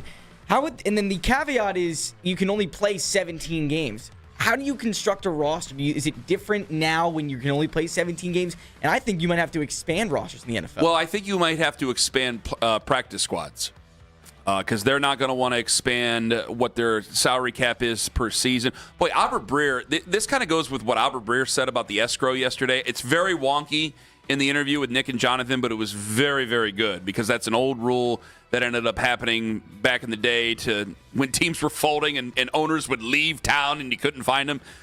They've kept that rule to kind of keep cost down, even though that guys make a lot of money. I think that they will expand practice squads, not necessarily rosters. You might get a 54th. You might get a 54th on the active roster. How many are you allowed to have now on game day? It used to be 46. It's 46 plus an emergency quarterback. 47. So you might get 48 on game day. Then. Like, here's what I don't understand. Like, the NBA, the big debate as part of expansion is, are there enough good players? And I think there are. There's so many guys that can shoot now and can handle the ball. There's so many guys that can play in this league. The NFL, I think there's limitless. There's infinite guys that could come out and help out a football team. I really do believe that. I think there are so many guys that could come in and you could hand the ball off to them and they'd be within a usable range in the NFL. Same infinite guys that go run routes at wide receiver. They might not be good. I'm not saying to be good, but that could be suitable and not humiliate themselves. So the NFL, I think there's so much talent that could be out there that they could expand those rosters and then pay them minimally. You got a guy like Dearness Johnson who's running for 150 yards, and then Mike White throwing for 300 yards. We have hundreds of examples over the years of guys that come in and have big games. John, outstanding work. I want to piggyback on that when we come back. Because at 8:40, we got Kalen DeBoer joining us on the show, Alabama head football coach. But what John was just saying, I don't want Browns games in late September to sound like Cavs games in early March. I don't like 18 games. I'll tell you why. Coming up in 5 on The Fan. Friends can...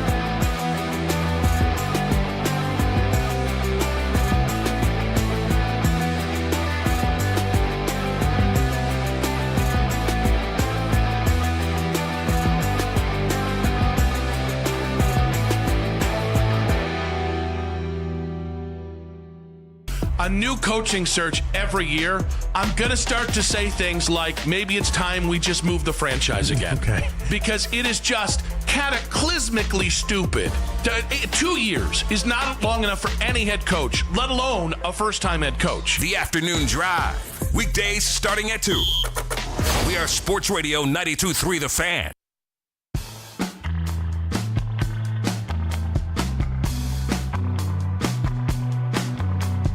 Florio was on Baskin and Phelps yesterday, ProFootballTalk.com. Mike Florio says we could be getting 18 games next year. Reason why they haven't given the date out yet about when they're going to have the Super Bowl in Atlanta after the end of next football season, not 2026, 2027. Meaning that in 2027 season, we could be getting 18 games. If not, by 2031. J.C. Treader, he's already dug his heels in. He says, we ain't going to negotiate until it's time. They'll sell no wine until it's time. It's like Paul Masson. Usually more football is a good thing. And I stand by it. We complain, we moan, then they kick off at 1 o'clock and we watch. Just same thing with college football. We complain, we moan, they kick off at noon and we watch. Kalen DeBoer, Alabama head coach, going to join us at 8:40 this morning. We'll talk Ty Simpson as well as some other issues.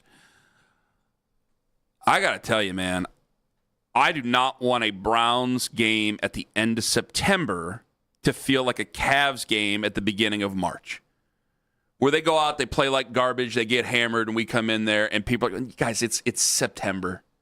You know, they got 14 games left. It's like, the thing about football, what makes it special is every Sunday, every week, it's live or die. The games have such huge ramifications. The results, the decisions you made at the tightest moments. You keep adding more games, those decisions become less and less important. So I'm just wondering, to the general fan, I'm wondering who wants this outside of owners who want more money. Who wants it? Is it season ticket holders so their packages could be more expensive? Is it the fans of good teams so their team has an extra opportunity to suffer injuries before the playoffs? Is it the bad teams whose fan bases are like, can we end this season immediately? Last year, we had 63 quarterbacks start, and that seems to be the norm now every year. So by the end of the year... Been 3 years of over 60. Yeah, you're getting matchups in the final month, sometimes 2 months of the year, where you never get two healthy quarterbacks playing. Is it the gamblers that want this? You have more games to lose money on? Somebody tell me who loves the NFL that wants more games, because I haven't really met anybody. Everybody, we did this when it was 16 games. You were like, yeah, fine. I want more football. I'll watch more football. I found myself over the last month and a half of the last few years going, yeah, I'm tapping out. I got a young family now. I can't devote 5 nights a week to football. And then, oh, by the way, all the days around the holidays, we're going to do not only Christmas Day and have a bevy of games, but now we're going to do Thanksgiving Day where we added games, and then the eve of Thanksgiving and we added games, and you know it's never going to stop. And now we have, 16 or 17 international games, so the day gets longer. I'm just going to miss more of these games the more that they have. So you say, yeah, well, we'll still watch. I'm already finding myself watching less and less, and I do this for a living. So I can't speak for everybody, but I'm not exactly sure who wants to watch their superstars get another game, a chance to be injured and shorten their careers. I can't believe I'm saying this. I agree with you. I'm a person who liked more football. The 17th game, it was a little bit, but I like the sweet spot of 16 games. The 17th game, it made the season feel like it's a month longer. Because it does go into the next year, it makes the season feel so much longer, and especially when your team's not good, it makes it that much more untenable. And you just can't wait to get to the end of the season, and you're playing out the string, and now you're going to have more because there's going to be – if we're going to have fewer good quarterbacks, then that means there's going to be more teams trying to get that good quarterback. So if I've gone 2 years now without a great draft class at quarterback, there's going to be more teams lining up to position themselves for that QB. I don't think the sport is going to change too terribly much. Running games have become more important. Defenses become more important. Yes. I'm trying to find a nice way to say there's going to be more tanking. What the Miami Dolphins have done with Malik Willis, I sit there and I go, why did you even sign the guy? You're getting rid of all these players that you have. You get rid of all I know why you signed the guy, because it's just money and you don't care. And if he works out, it's the Lima principle. You brought it up. If he works out, great. If he doesn't, so what? You're going to be in a better position next year to take a quarterback. So you're going to find more football that doesn't matter. And so what are you going to do to fix it? We're going to add another playoff team? Great. Which is already true what you said. Every year, at least one. Even when there were only 6, there's a team that makes the playoffs every year that really ain't that good, that maybe some things went their way and they backed into it because they were in a bad division or something of that nature. And now we've added another team, so it's even more true. And if you're going to add an 8th team to it, well, then it's going to become even more true. So you're adding more, and all you're really doing, you're not giving people more of what they want. You're giving people less quality of what they want.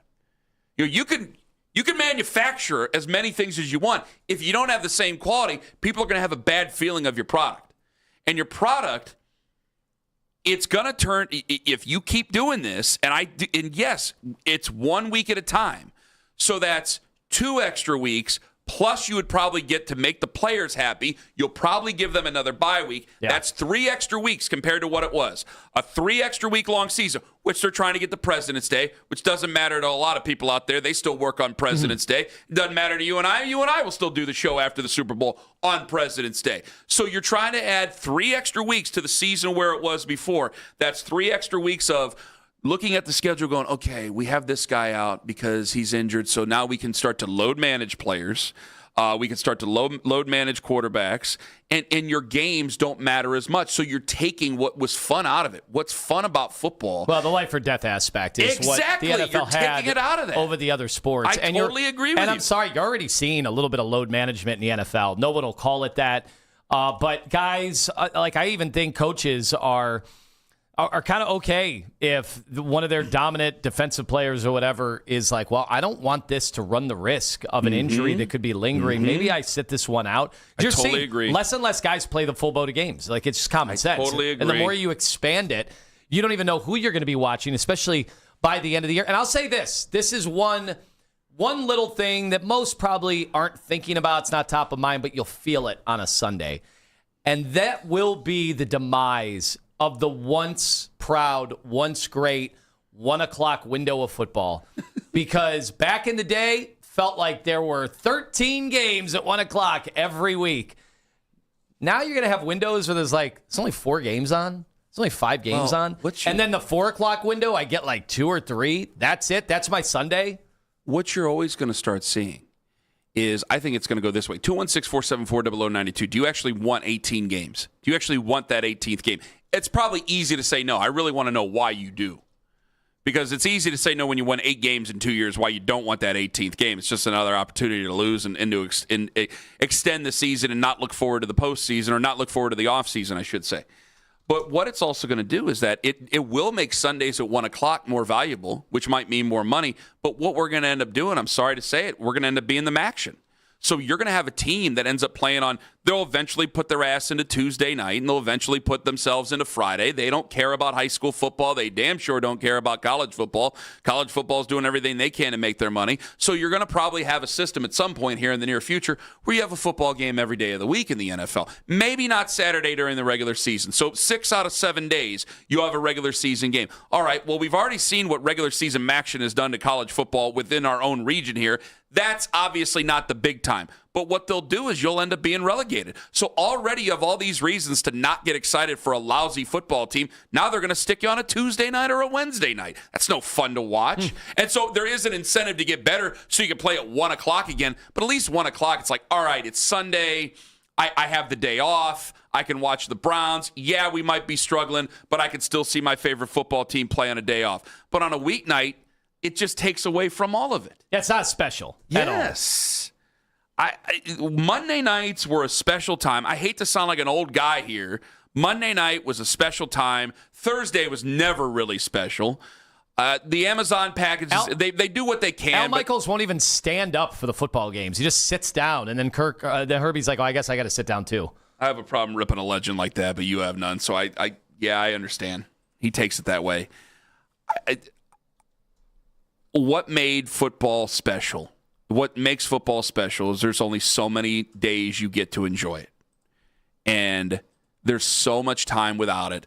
And when you extend it, it just waters down that product. And you're making it more, you're seeing these problems in basketball. You're inviting these problems that you don't have in the NFL to your football product. And I'm going, what are you giving the fans more of what they want? I understand that they'll line up and they'll watch. But if you're still not getting the very best, it's still going to cost you over time. 216-474-0092. I got to go quick. Let me get Dan in University Heights. Dan, hello. Hey, guys. How are you? Doing well, Dan. Got to go quick. Go. Awesome. Okay, so I have a crazy proposition here. If assuming we do move on to maybe 8 teams in each conference for NFL, that means 8 teams in each conference also won't make the playoffs. Mm-hmm. So let's think about this. We'll go top 8, make the playoffs, and play their standard playoffs. And then the bottom 8 from each division, how about we play it like an NCAA tournament, and whoever wins gets better draft picks? So everyone's playing quality football as the season goes on, whether it's the 17th and 18th game, whether it's the playoff times, whatever it is, get more football out of it and play it quality football. When do you start that though? When do you start it? You start at the end of the season? Whether it's after the season while the playoffs are going, it's not necessarily going to be the most watched football, but it's just, idea of they want more games. If they want more games and people want more games to watch. Players will pay for it. Dan, I've heard that a million times. I got to be honest with you, or something like that, and thank you very much for the call. Players will play for paychecks. They'll play for a paycheck and to put something on tape. They're never going to play for their own replacements. So telling them that they're going to get better draft picks, it just ain't going to work out that way.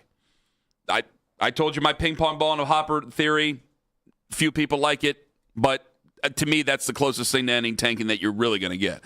Coming up in 5 minutes, Kenny Carman, Nick Wilson, we can huff, we can puff all we want. Tom Monken don't give a damn what you or I think.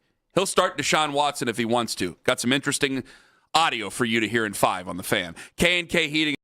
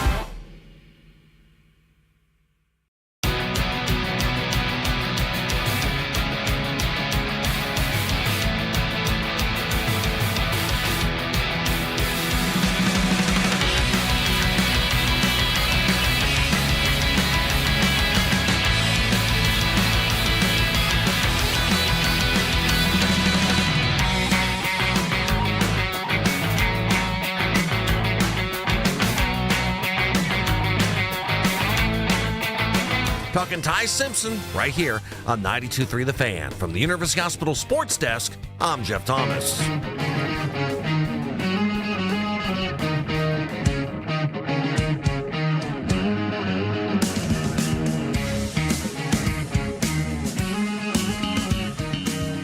Oh, I can get mad and I can have a lot of bluster. But if they leave this to Todd Monken's decision, it does not matter. Kalen DeBoer is going to join us at 8:40. I want to play a clip from yesterday's show on Afternoon Drive for you here in just a moment. We know that the Browns. Do you remember what happened yesterday, by the way?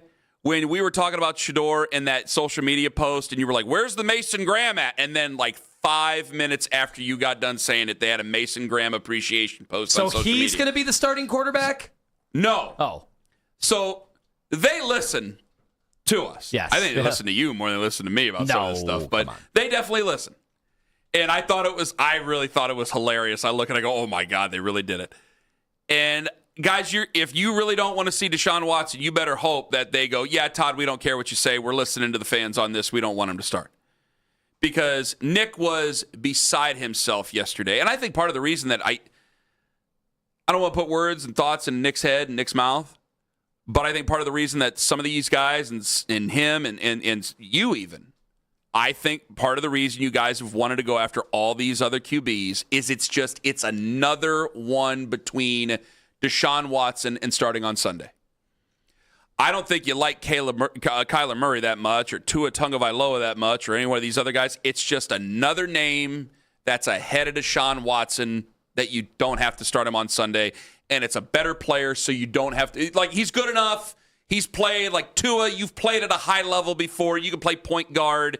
Kyler's obviously played at a high level before. I know I've had my criticisms, but obviously there's been times where he's been really, really good.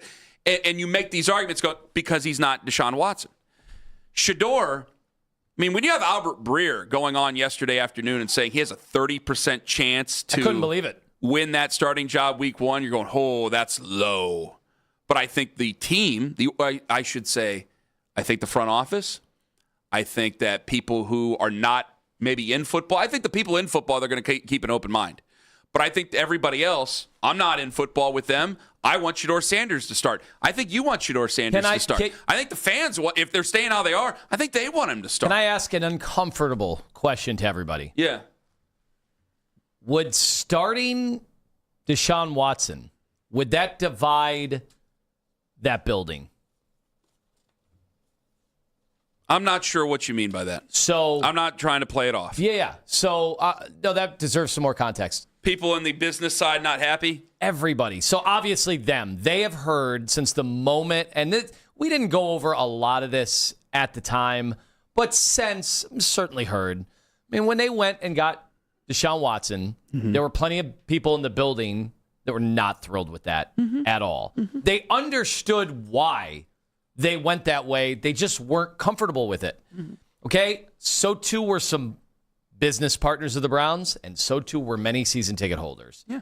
Okay? They had to answer for a lot of that. But the Browns said, listen, he's that good. You're going to want a winner. This guy is going to win. He didn't. He was horrendous. And I got to say, I don't think Deshaun Watson, since day one, has really done himself many favors with this Browns community.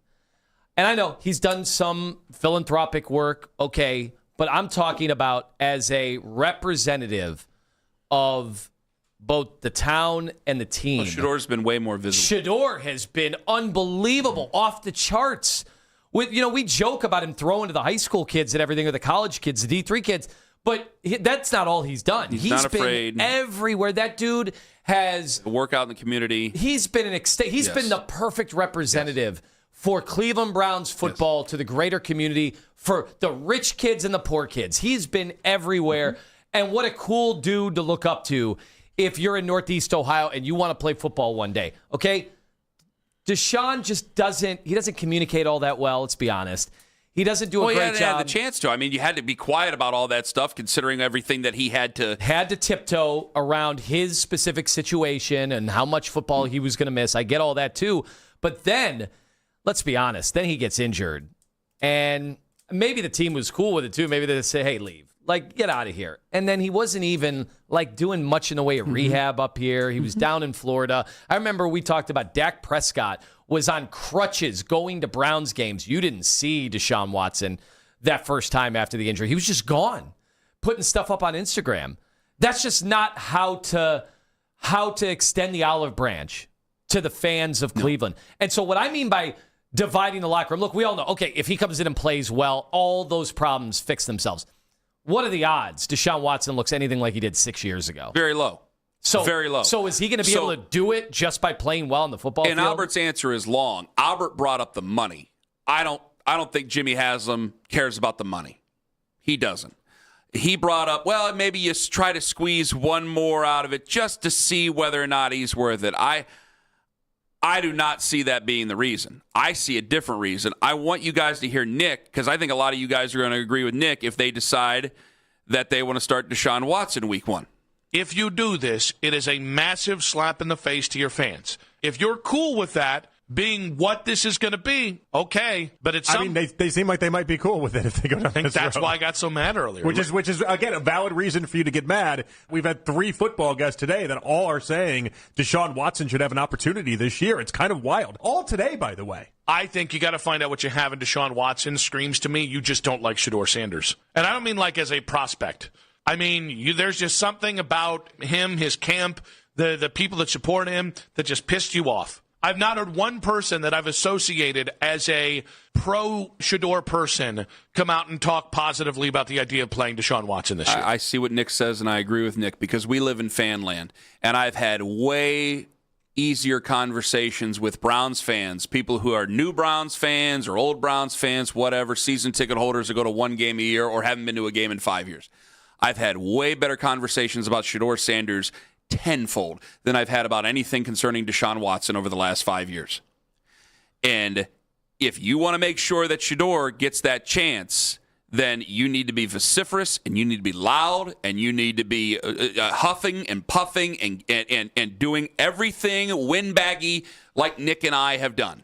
Because if it's left up to Todd Monken's going to make the best football decision. Now, I hope that Shedeur, and I think he's doing it. You're hearing the reports, him being in the building all the time, working all the time. He's doing everything he can to get that job legitimately. It's open. But this is the thing I warned about. I didn't want to keep Kevin Stefanski just because he would guarantee such a thing. But now you got a 60-year-old guy as your head coach. He gets one opportunity to be the head coach. He's going to make that decision for football reasons and football reasons only, and everything that we like about Todd Monken. He's so refreshing. He tells the truth. It's not the same canned answer on every single question. All right, but you can tell that guy don't give a damn what I think or what Nick thinks or you or anybody else out there. He cares about the 52 others in the locker room and what decision he's going to make and who's going to give them the best chance to start on Sunday. And if he makes that decision and Deshaun Watson is just whatever, boy, you're off on a real bad foot with this fan base. You might be on a better foot with the team, and that might be what matters, but if you're only winning 6 games, what does it really matter to a lot of folks? So, yes, part of this does become almost a political campaign. If we're going to be stuck here, and yeah, we're going to bring Kalen DeBoer on in 10 minutes, and I'm going to ask him, first one out of the box, how is Ty Simpson going to stop this search that we've been on for our franchise quarterback for over 30 years? And I think that it's bad timing, I hate to say it, for Kalen DeBoer, because Dan Orlovsky, I think he really hurt Ty Simpson yesterday and the day before with fan bases that are needy for quarterbacks. When he went out there and said that he was better with better than Fernando Mendoza and had nothing to back it up and really made a fool out of himself on national television, I think that really sold away fan bases from Ty Simpson here. So now I'm going to bring on Kalen DeBoer in 10 minutes, and hopefully the head coach at Alabama is going to give us a lot of good reasons why we should consider this young man. But if you don't make that move and we stick with what we have, which you know where I stand, I've been a proponent of that. Then, man, I don't know what a 60-year-old first-time and maybe only-time head coach of the NFL is going to do. Because if Deshaun's just a little bit better and you're playing against air, you're going through drills. Well, we've seen the videos. I've seen it myself while they've made the videos with these own 2 eyes. He looks good physically. And if he goes out there and he plays. I was told his shoulder's back So take that for what it's worth. Well, it's been 2 years. I'd hope his shoulder would be back. We saw how bad he was a shell of himself arm-wise, and then obviously we still have no idea. So I'm not trying to scare mentally everybody. where he is, because he lost all confidence when he was the villain all of a sudden, when his home fans were booing him. Like Deshaun Watson's throwing grounders. That was a guy that was a top 5 quarterback for like 3 years. He was definitely top 10. And all of a sudden, he couldn't even complete the average pass. He was a train wreck. This year, I think, is a year to find out what you have in Shedeur Sanders in best case scenario for fans. I think this is a year that you kind of keep your head down, see what work you can get in, see how guys can get better. Can Carson Schlesinger be even better than what he was last year? Can Quinshon Judkins return to form after the leg injury and be a great back with this football team? How good is this offensive line going to gel? This is a year to keep your head down and get ready for 2027. And either Shedeur works out or he doesn't, and we go back to the draft. But you are going to make those fans very upset. And Todd Monken, if he's the one with that decision, he don't care. So we are caught in this weird limbo. Yeah, then there's people. I don't think the fans want to see Deshaun Watson at all. But people that don't even want to see Watson play that well, because if he plays that well, what comes next? Like, oh, so is he our future now? We're not even going to go back to the draft, this amazing draft we've been hearing about. Now we're gonna latch on to someone who's had all these injuries and has played this poorly and has that baggage. 216-474-0092. It's a much harder question to answer than we ever thought. Kalen DeBoer coming up in just over 5 minutes. Ty Simpson, why does he make sense for this football team that's been searching for a franchise quarterback since 1993? How's Ty Simpson going to fix that for the Cleveland Browns? I want to hear from Kalen DeBoer, plus all the changes that are going on in college football. And I got to hear about Caden Proctor as well. The head coach of Alabama football, Kalen DeBoer, joins us next on The Fan.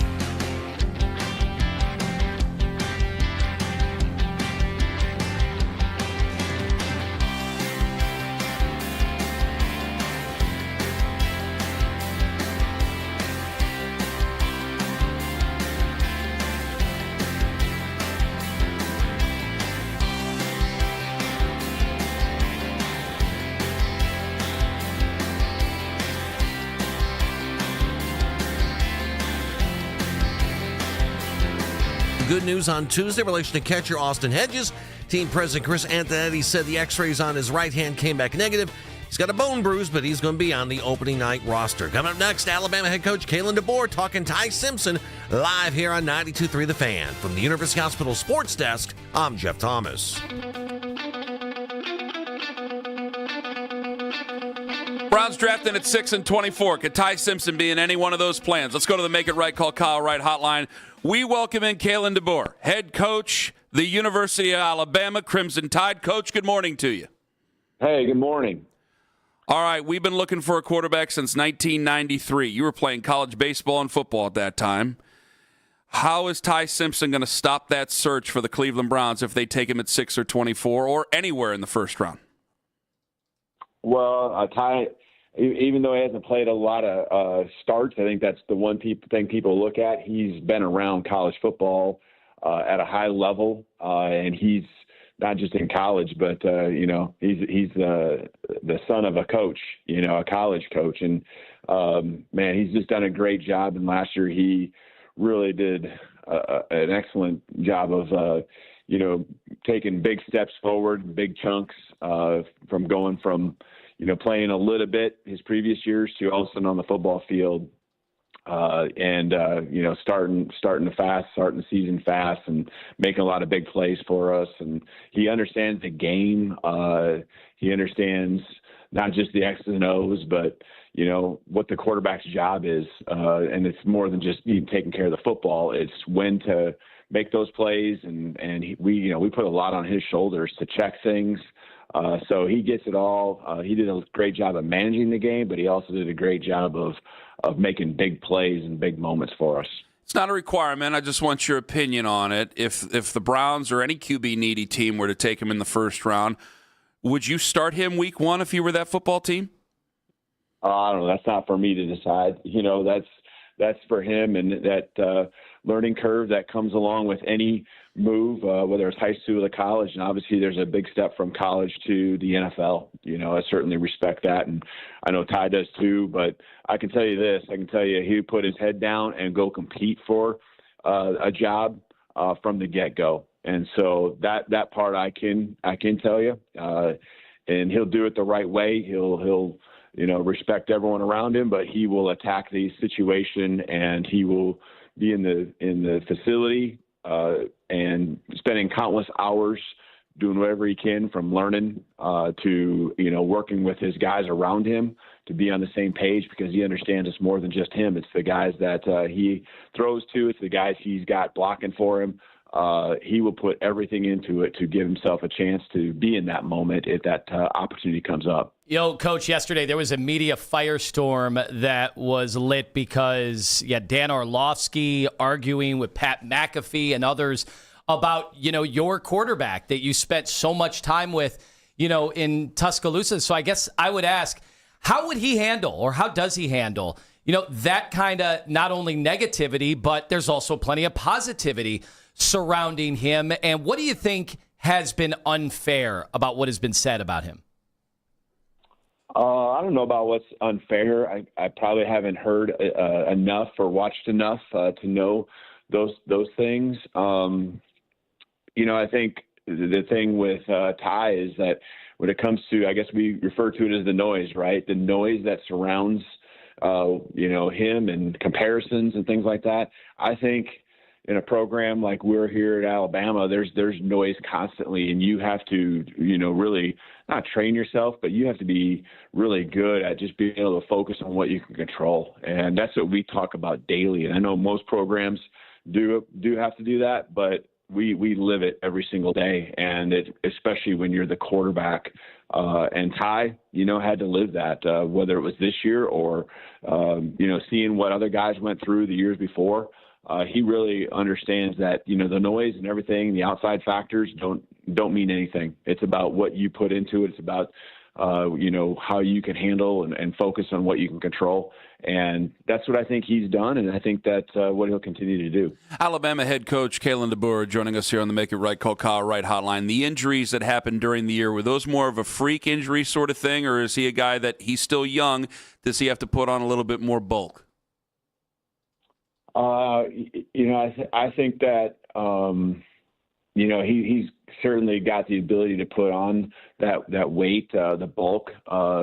He's a very mobile guy. I mean, I felt like, he got himself out of trouble at times and did a great job. He can move the chains. I think that's another thing that makes him special, makes him really good. It isn't just the ability to throw, the ability to read things and make plays, but he can also do it with his feet. And so I guess I don't really feel like it's an issue as far as, you play the quarterback spot and you're going to get hit. And he was out there every single week, ready to go, doing his thing.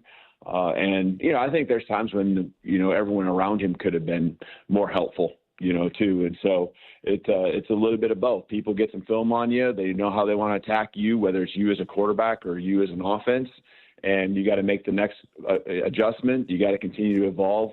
And I think that's what he did a good job of throughout the year. And, going through the grind that he did this season, whether it's taking hits or, just trying to keep your body right. I mean, that's a great learning experience for what he'll need to be able to do when he gets to the next level. Alabama head football coach Kalen DeBoer joining us right now on the hotline. So we parachute in on these things as an NFL fan base. But I watch a lot of college football as well. But we're going to pick apart, some of the biggest games for all the players, not just quarterbacks, but you know how the position is, the way we break it down. So is it unfair of us to look at the Indiana game and make any big-time conclusions?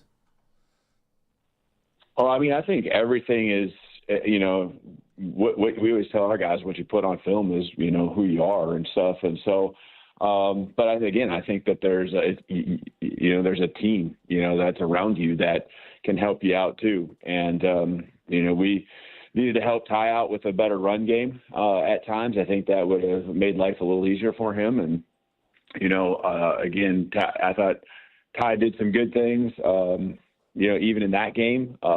Unfortunately, he wasn't able to play in the second half. That's really the only time he missed all the year. And, when you're referring to the kind of the previous question you asked about the bumps and bruises or getting dinged up. But he's a tough kid, and he wanted to be out there and gave everything he had.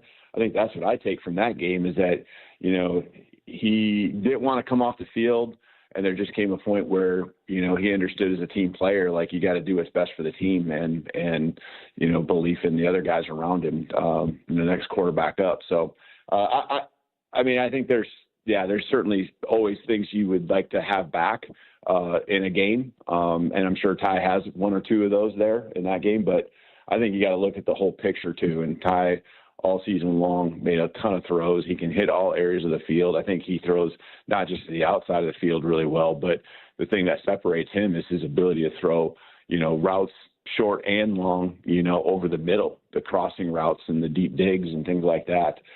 That's something that you don't see from a lot of quarterbacks. You got a lot of plays under center in a pro style kind of offense for us this year, and that will translate over very quickly, unlike many of the quarterbacks that you probably see in the draft. So there's a lot of things that I think, we can pick apart the negatives, but there are so many positives that Ty brings to the table that, will be beneficial for him, here very soon.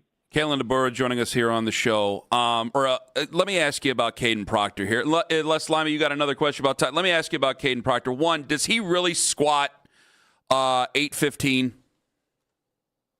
Yeah, I think there's different ways we measure that, and there's just the real squat, and it wouldn't surprise me. I can't remember exactly what his numbers were right offhand, but yeah, he's a beast. That's insane. Get in there, he's an impressive athlete. He's massive, but his ability to move, and then the strength he has, as you're referring to with the strength that in the squat rack, it's so impressive. And then on top of that, just like Ty, the personality that comes along with it, the care factor, the human, just everything that these guys stand for. And KP in particular, now that we're talking about him, man, he is just so much fun to be around. And really, he made another level of commitment every single year. And this year, it was really impressive seeing his focus and how he was locked in from beginning to end. Coach, we've had some great offensive linemen play for the Browns, and I think the general fan, I don't like doing this, but they tend to hold it against a player if he came from a school, if they're not known for a certain position. I think to a lot of general Browns fans, they look at Alabama as not really having great offensive linemen since John Hanna. Fair or not, I think that's the way a lot of people may feel about it. How will Caden Proctor buck that trend and be one of the next great offensive linemen for the Cleveland Browns if he is selected by them? Well, I think, he's got sheer ability and just the size. I mean, if you've never seen the guy in person, they can't fathom what he looks like. People thought he was too big and this and that. I mean, he did lean up some throughout the year, but he's just a big human being. But I think the ability to move, and I think he's gotten better, and because he really worked at it the last couple of years with his technique. He's got a mean streak to him. He is what you want in an offensive lineman, and he's just a team guy because you got to have that as well. It's a unit that has to play together, and so he's unselfish that way. I think he's just got an awesomeness. He's got a way about him, and is he played his best football? No, he'll play his best football here in the years to come. I really believe that, but he's definitely trending.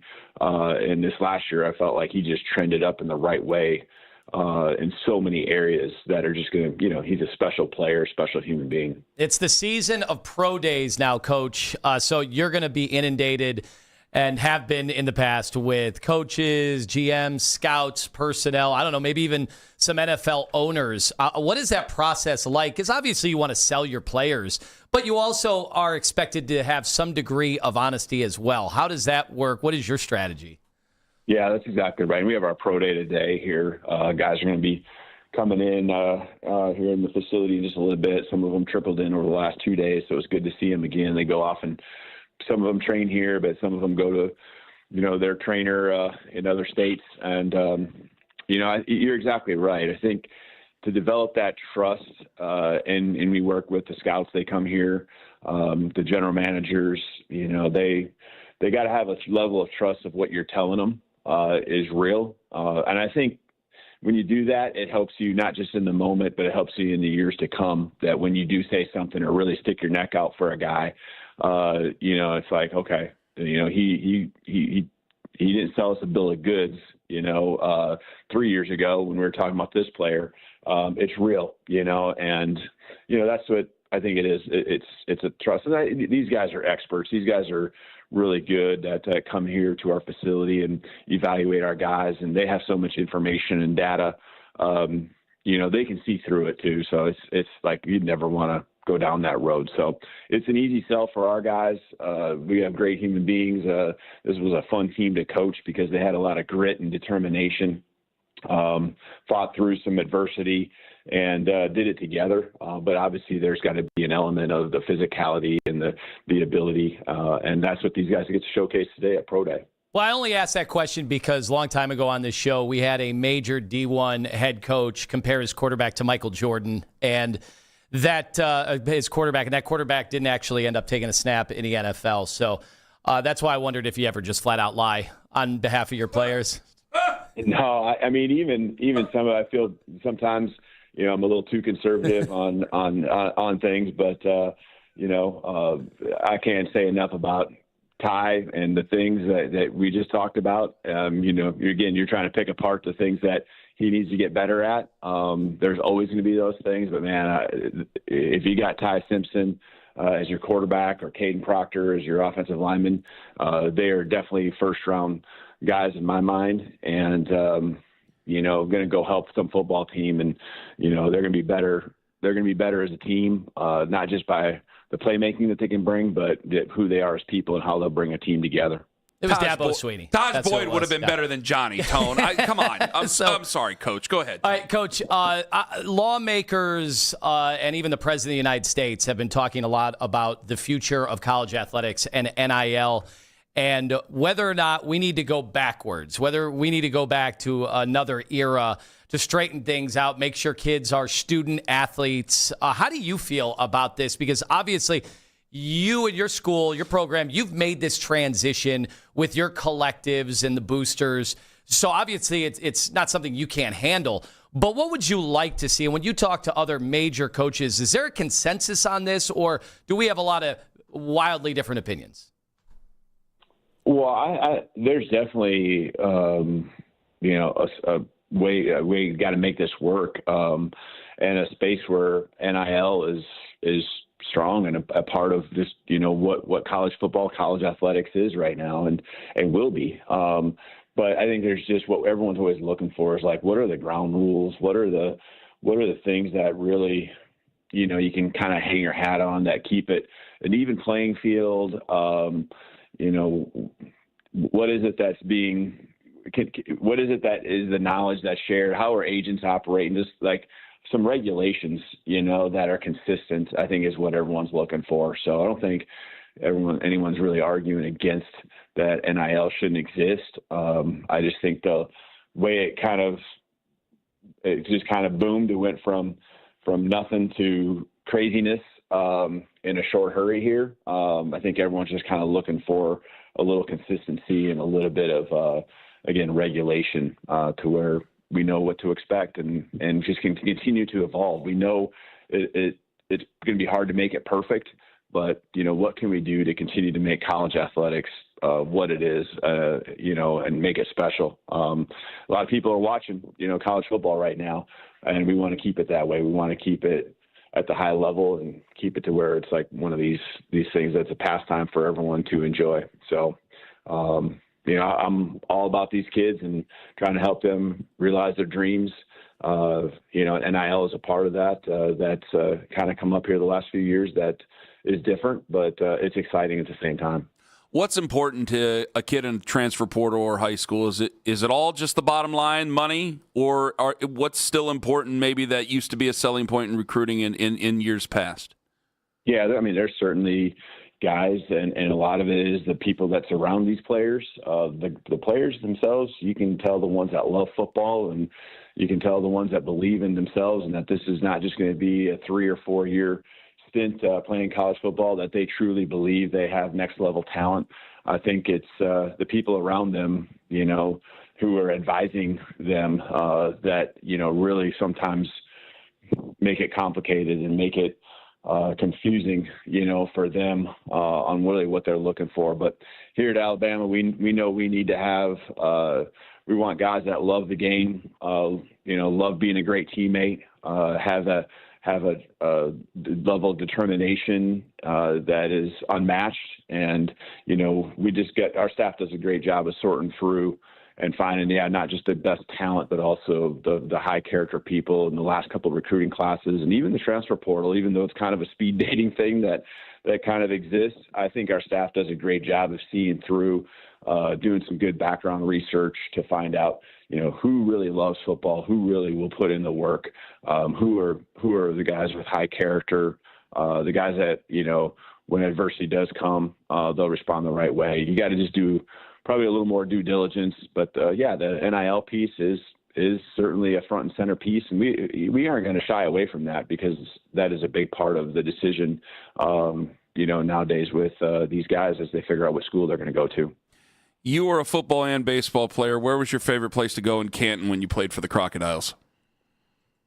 Oh my gosh. I loved it there. That was a long time ago. So that's funny. I can't believe you brought that up, but thinking about talking with you right now, I can see why. I think that was a fun time. That was 1 year that took a lot of great experiences from. So, I love the bat and ball sport, just like I love football. So, that was a good time. I don't know if Gatsby's was there when you were there, Coach. Yeah, you would have had a great time. I know I have. Coach, thank you so much for the time. All the best.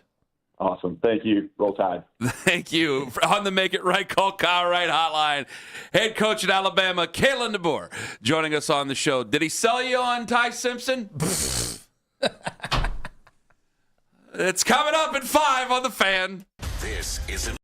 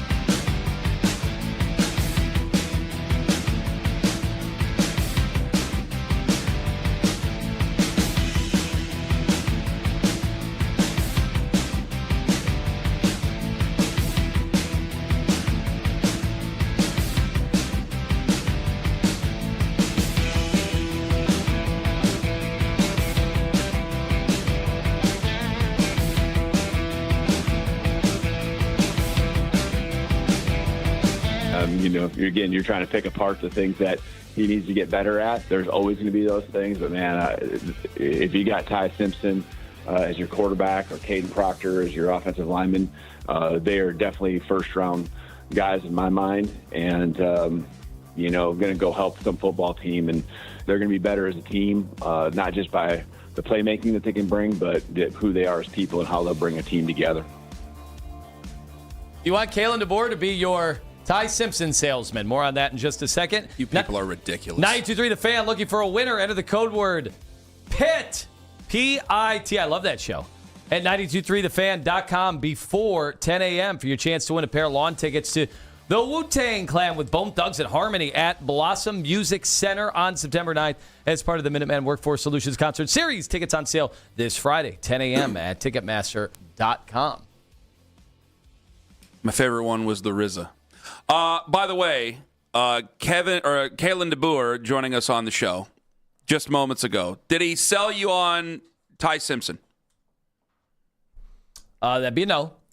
216-474-0092. Did he sell you on Ty Simpson? Admittedly, it was going to be a tough sale. Admittedly, right?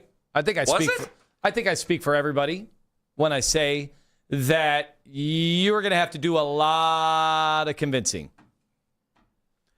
I mean, he didn't sound like Dabo when he was talking about Taj Boyd. No, nobody will. Right? But would you have rathered him sound like Dabo? No. I think we got close to the truth. I asked him if he'd start in week 1, and he goes, I don't make that decision, which means no. He wouldn't start in week 1. He started 15 games. I wouldn't start in week 1. That's half the reason I don't want him here, is I think we would bury him. And then the reasons to take him that I'm getting from listeners is so haphazard and silly, I don't even want to bring it up, but I'll bring it up when people keep giving me Josh Rosen as a reason. You can just go back to the so I'm going to just risk. I'm going to make an investment on a quarterback, but I can just throw it aside when I could have had another first-round pick and added to my football team. That don't make any sense. Go ahead. Well, here's Kalen. You guys asked him, would you start Ty Simpson week 1? Here's the full answer. I don't know. That's not for me to decide. That's for him, and that learning curve that comes along with any move, whether it's high school or college. And obviously, there's a big step from college to the NFL. I certainly respect that, and I know Ty does too. But I can tell you this: I can tell you he would put his head down and go compete for a job from the get-go. And so that part I can tell you, and he'll do it the right way. Kalen DeBoer also played baseball, and baseball is back. Opening night is live on Netflix today. March 25th, Aaron Judge, the Yankees, they clash with Rafael Devers and the San Francisco Giants. MLB opening night, Yankees, Giants, live on Netflix, 8 p.m. tonight, Eastern, 5 p.m. Pacific for you listening on the free Odyssey app. So he didn't sell many people on Ty Simpson. 216-474-0092. Are we just out on him altogether? Is the conversation over? Part of it is, Kenny, I don't think he ended the conversation. I think Dan Orlovsky failing to back himself up on Ty Simpson is what ended the conversation yesterday. Well, and I'm trying to be as fair as humanly possible for a prospect that doesn't really meet any of the thresholds athletically, doesn't meet the threshold hand size, doesn't meet the threshold body, physique. What's the hand size? I didn't even see the hand size. I think it's expected to be. We know from the combine. We little tiny hands. Yeah, I don't think they were very big. So you throw all that into the hopper together, plus the lack of starts. Go ahead, Owen. Those hands, 9 3/8. Okay, isn't that not bad? I will measure him against other quarterbacks. Those paws are all right, I think. What were Keith Britton's?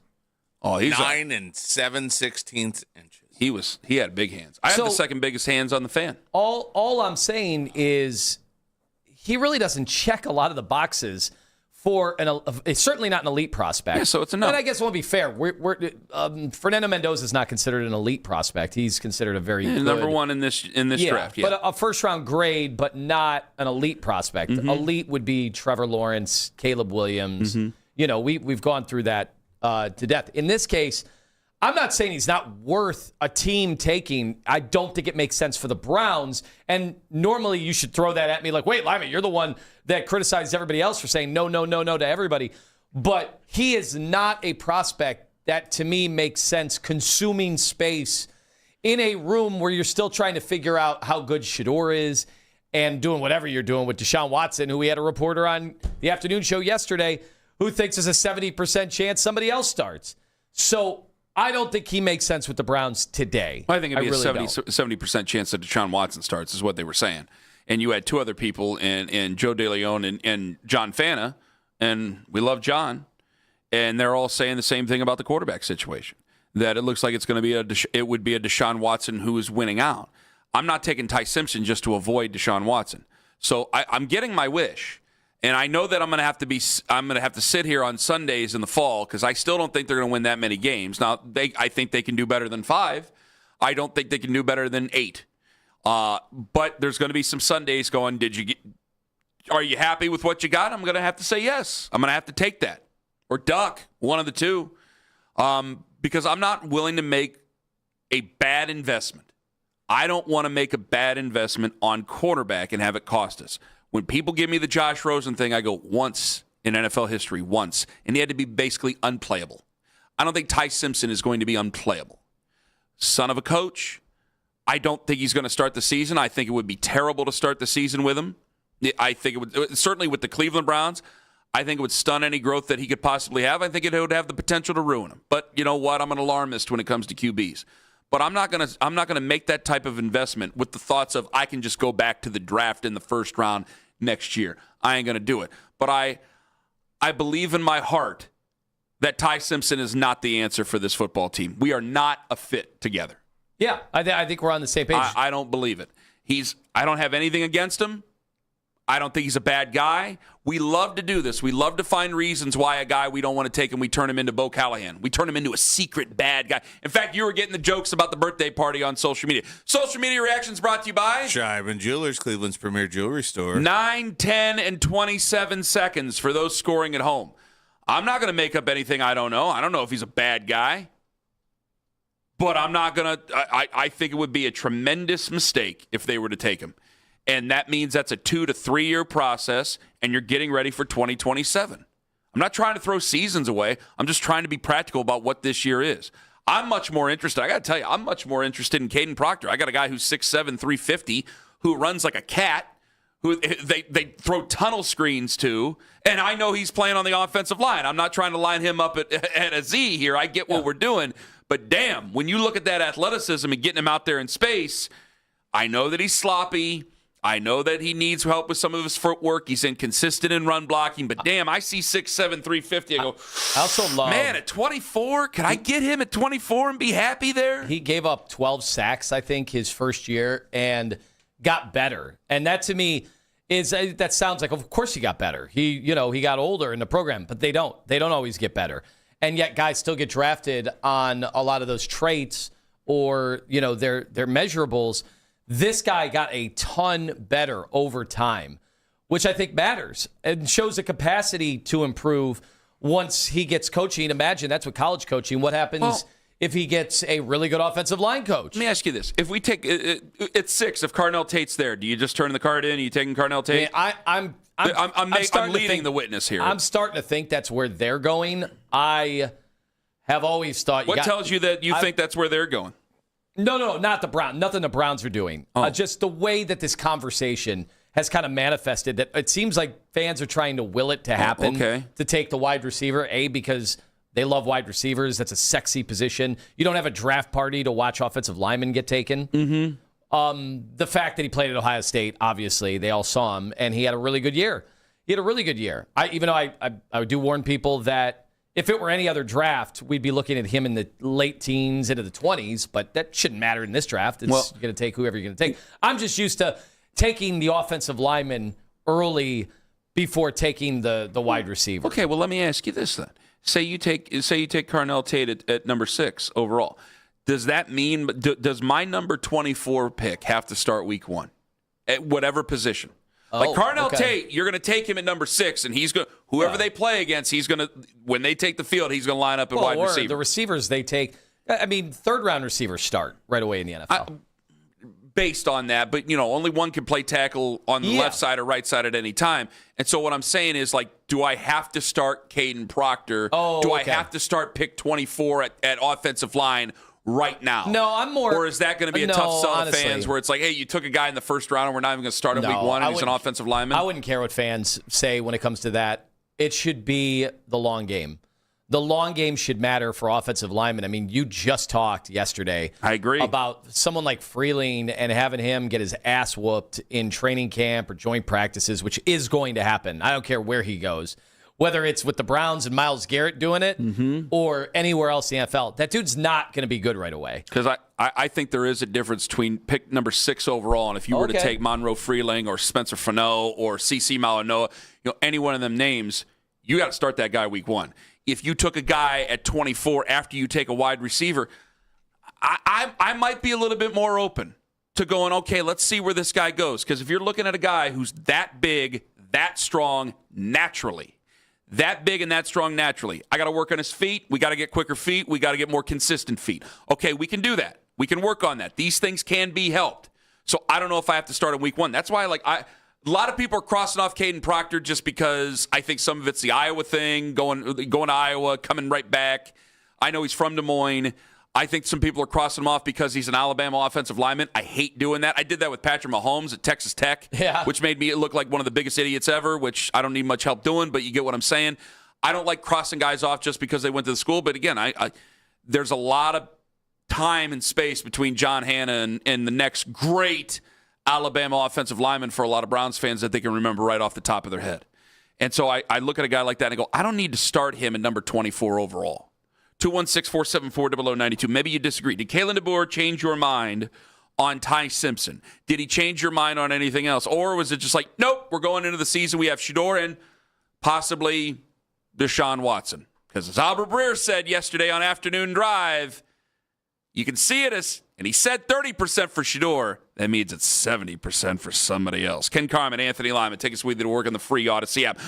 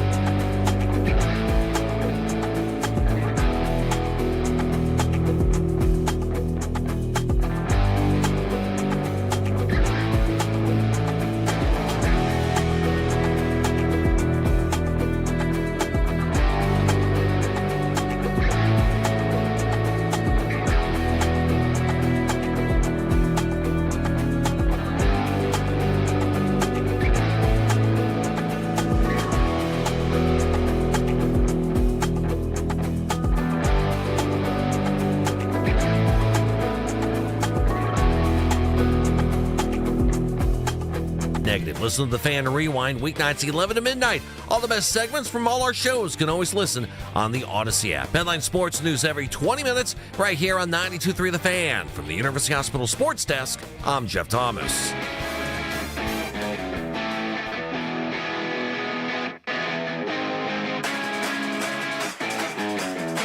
Is the goal just the 4 seed for the Cleveland Cavaliers? Because there is certainly a thought that goes with that for a lot of Cavs fans. We're going to get to that coming up here momentarily. 216-474-0092.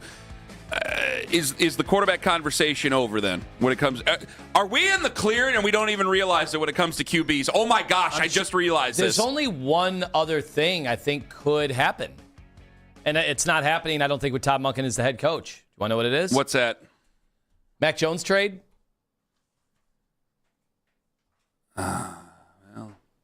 Like, I think as soon as I thought I was out, you pulled me back in. I don't. You bastard. I don't think they're going that way. You know, we've heard what pick would you have to trade to get Mac Jones? They're hoping for probably a second. Well, you'd have to pay second round because he's so cheap. You'd have to renegotiate a deal with him. Social media reactions. I got one here. Michael says, I have a selling point for Ty Simpson. He won't come with a, quote, cult of an obnoxious, delusional fans that annoy the bleep out of me the entire football season. I said, sir, he played football at Alabama. Do you think he has anything, though, approaching the Shador fandom? I don't know. I don't know if they loved him because he didn't win. There is. Yeah. He is an Alabama quarterback, buddy. Okay? They probably wanted him benched last year when he was his playing weight was down to like 163. Do you know an SEC fan base that isn't annoying? Yeah, but without a doubt, like Ohio State fans end up hating their quarterbacks that don't play well enough. The last quarterback they hated was like Joe Bauserman. Oh, they despised Todd him. Bettman. Yeah. But that was back before the NIL era. I thought that was under... I didn't think that was now, really Julian nice. Sayin just won all his games up until he didn't. So we'll see how that goes next year. And, He's saying he's going to struggle next year. Well, a lot of the things we have said about Ty Simpson, I think, will be echoed when it comes to Julian Sayin next year in terms of his NFL prospects. Big Ohio State fan. He'll have 30 starts. Yeah, twice as many starts. But he's not exactly going to get taller. Will he be a baller? He's not going to get more athletic. Does he have to bat in the MLB? Can he take advantage of the new ABS system? See, this is why you got to listen to the entire show, guys. Or go back on the Rewind feature on the free Odyssey app, powered by Integrated Restoration, your local experts in water, fire, and home storm disaster restoration. Albert Breer was, now this is a long answer here, folks, but Albert Breer was on Afternoon Drive. I think we might very well be in the clear on quarterbacks here. Because I don't know have you heard anything about a Mac Jones trade? Have you heard anything? I think a lot of people are okay just going to 2027, and if Mac Jones wants to stay with the 49ers, he can stay with the 49ers. By the way, Kyle Shanahan's in charge of things. He doesn't like helping the Cleveland Browns, and he doesn't like sending people where he think is going to be not a good spot, which is the Cleveland Browns, right? Right? Well, part of it is I wonder if Kyle Shanahan just thinks he can win with any quarterback, so if he can get an asset, a big-time asset for him, he would take it. He has a very strong ego, but I don't think that he's outside of reality. He knows he needs a decent quarterback. Mac Jones is a decent quarterback, maybe even better than decent. I don't know. They didn't set him up for success in New England. But this is what Albert Breer had to say about the quarterback competition, quote unquote, leading up to 2026 NFL season. This is a long answer. I agree with the beginning of it. I have to, but I don't like the reasoning of it in the second half. Hit it. If we asked you right now, what percentage chance would you give Shador to start week 1 for the Browns? What percentage point are you setting? 30, maybe. Still think Deshaun's going to get a shot. I look at all the money they've sunk into it. There's a reason why Deshaun at one point was the 12th overall pick in the draft. There's a reason why Deshaun was twice the highest paid player in all of football. There is so much demonstrated evidence of Deshaun Watson being a really good NFL quarterback, and we have none on this Shador.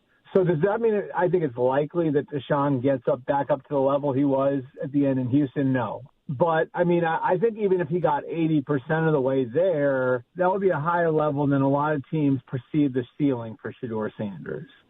I just look at it and I think to myself, if I've already sunk all that money into Deshaun Watson, I can't get out of that money for this year. He's still relatively young for his position. Don't I owe it to myself to make sure he's not the answer before I let him go off somewhere else next year, especially when I have a new coaching staff that doesn't have the skeletons in the closet with him that Stefanski and then that staff had? Like, it was just what weighed that staff down with him, I think, was the history of going through the trade together and everything else. Like, you have none of that now. There's a chance to kind of get a fresh set of eyes on him. There's a chance to get a fresh perspective on him. There's a chance to let him compete for a job.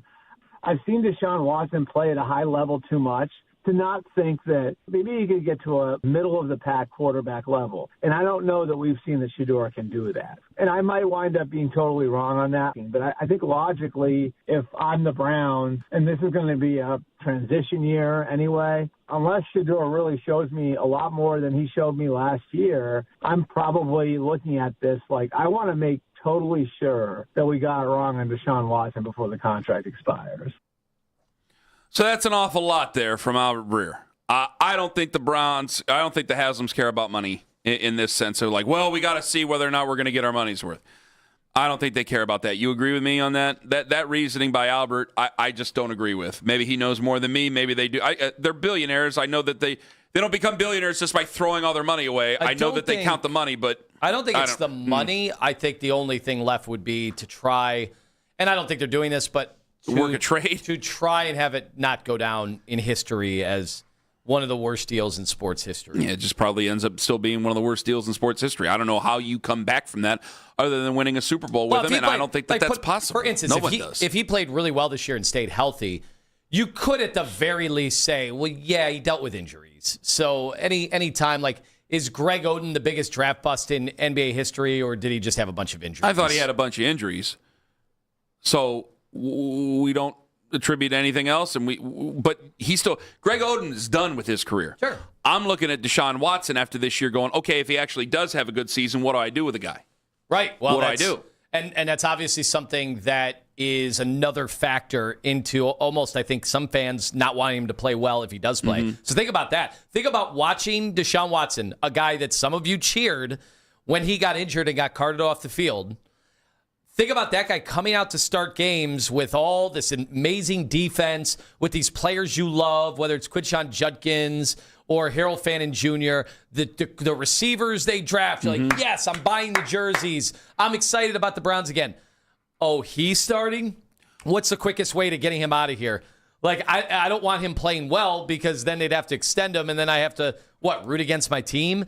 Like, there are people like that. I'm not saying that's the majority. I mean, if he played lights out, I think that would go away. Obviously. But let me ask you this. How many fans want Todd Monken to be the one to make the decision?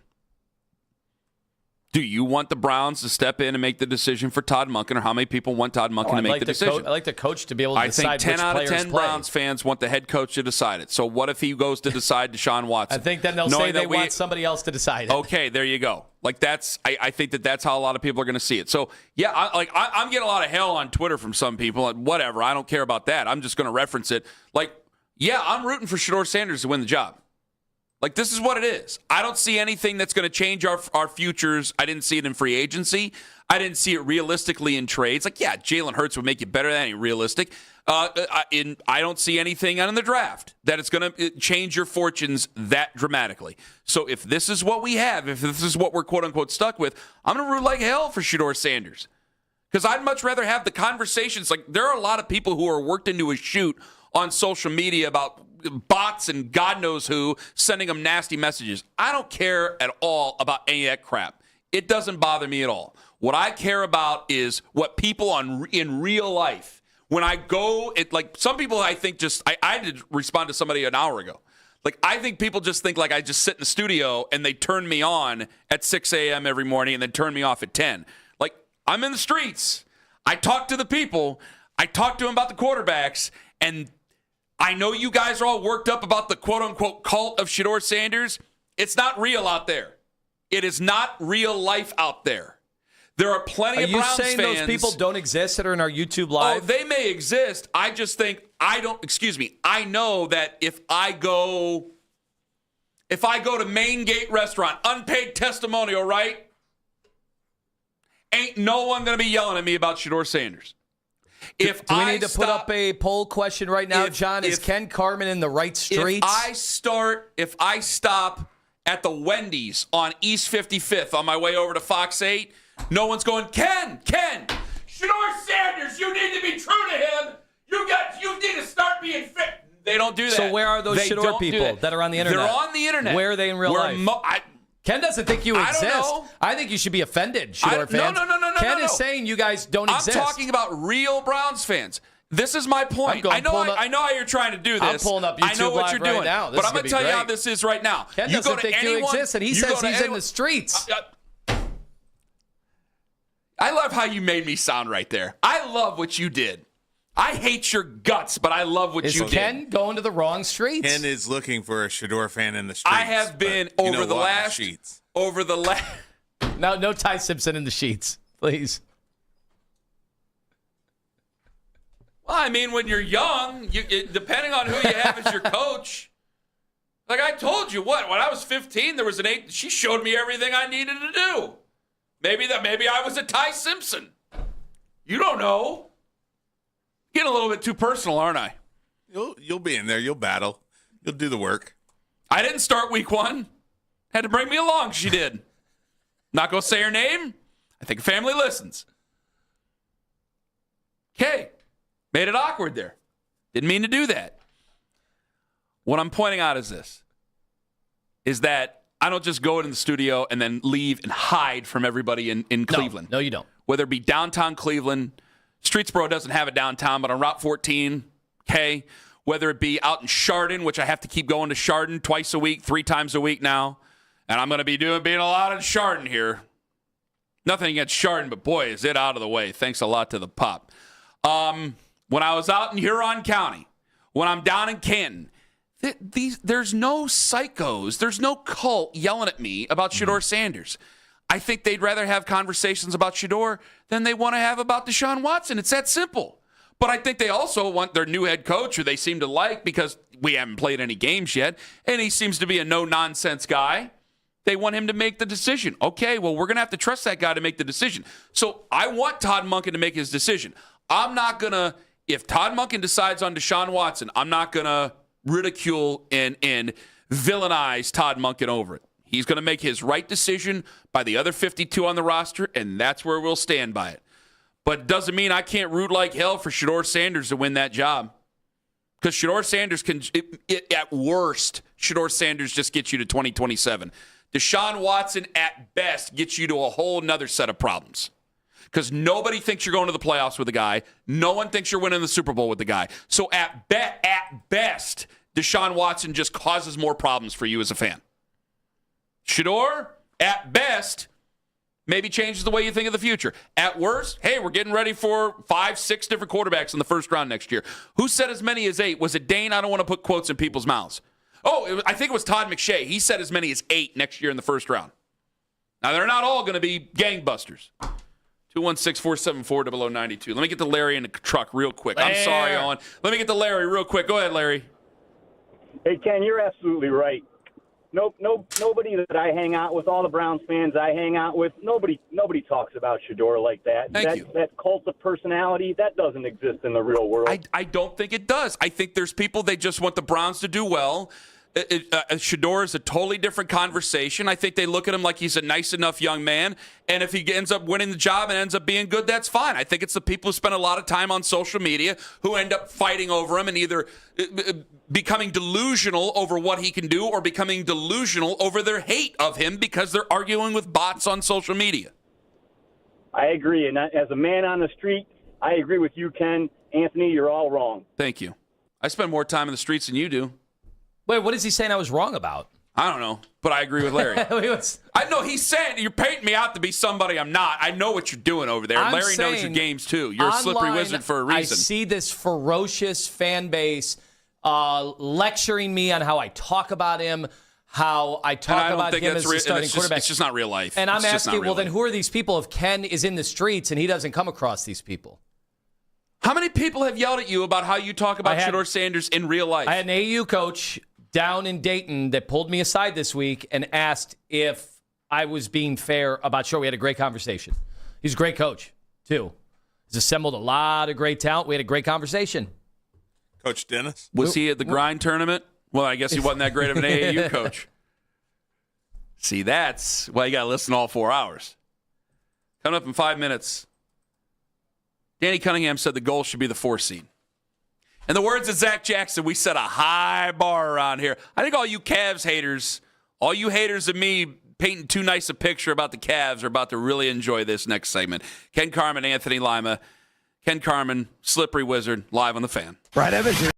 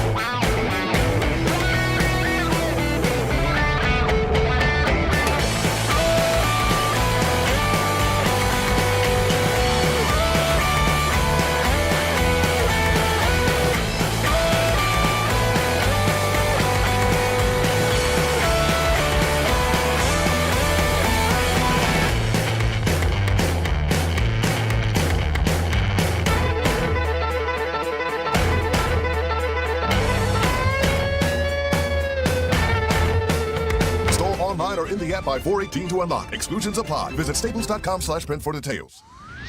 This is the only place to trust for Cavs talk anytime you want. Cleveland's Sports Radio, 92.3 The Fan.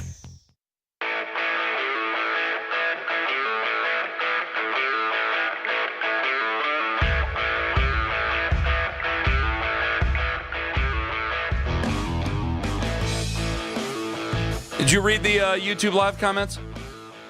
You know what? They were pretty supportive of you, to be honest. I told you they would because that's well, wait a minute. I said that wasn't real life. So the fake people are very supportive of you? Maybe it's just the real people left. Well, I do wonder. The Shador fans, which we have welcomed with open arms to watch our show, to listen to our show, and we appreciate all your support, even when you don't agree with us, and even when we've gotten in some spats, we do appreciate them. No, you don't. You don't appreciate Shador anything. brought another element of expansion to the fan base. I don't know how long they're going to be here, and I don't know if it just is quite literally dependent on how well Shador plays and whether he's going to be in their future plans. But they're also the most outspoken people, and I thought the Baker people were outspoken. Now, there are more Baker fans than Shador fans. I think so, but I think the Shador fans are louder, and they have more of an online presence, and they create more TikToks and videos and podcasts, because they analyze every word we say. And I love it. I mean, if you guys can churn out content that involves our conversations, even better for everybody involved. Okay, that's fair. Even if you're crushing us, or me in particular. Oh, whatever. Every now and then I get crushed too. I mean, eventually, I want him to start, but eventually, like, if he doesn't play well, we're going to have to come to a head here. You can't just keep blaming the head coach, can you? I mean, Kevin Stefanski was the devil. Yeah. And now you're going to have Todd Monken in there. Is Todd Monken the devil too?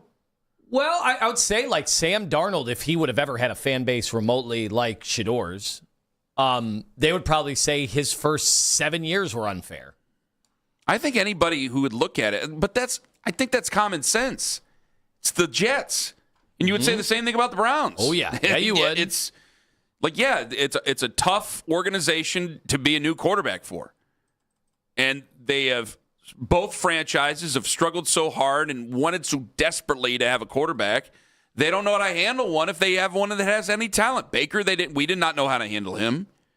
And they certainly didn't know how to handle Sam Darnold or any other quarterback for that matter. Both franchises. There's a couple other like that. Danny Cunningham was on with us earlier today. Danny Cunningham said what the goal should be for the rest of the season. I don't know if you like it. But I think that the goal should be to finish in fourth. I think that is the most advantageous path forward. And I don't think the Celtics are some unbeatable juggernaut. I really don't. And I think that the Cavs actually match up relatively well with the Knicks. I know they've been playing well lately, and that was a nice win they got over New Orleans last night. But I don't think that there is a team in the Eastern Conference that's unbeatable. Goal should be to finish fourth, which immediately people got in, and I went, damn it, you guys make a fine point. Multiple of you did it, going teams that are trying to finish fourth to try to avoid an opponent are not NBA Finals teams. And I went, that's a hell of a point. Hey, can you fight that? Can you fight that point by those fans that said that? I would.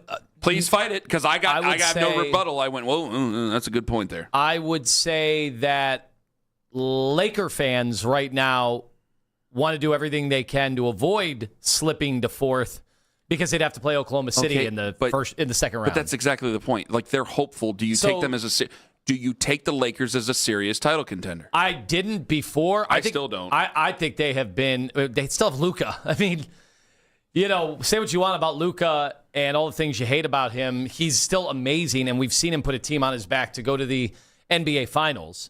Now, there's nothing the Cavs can do that will have them be a favorite by anybody, even the most homerific Cavs fan, that'll make them the favorites against Oklahoma City if they reach the NBA Finals together. Like, that's a reality. Oklahoma City is the best team, second best team, probably San Antonio. But that is if the Celtics got their act together and Jason Tatum played like Jason Tatum, maybe you'd say the Celtics. But I think that's what people are fighting us on, Tone, is that You make that trade for Donovan Mitchell. Okay, you're closer, but how close are you? You make that trade for James Harden.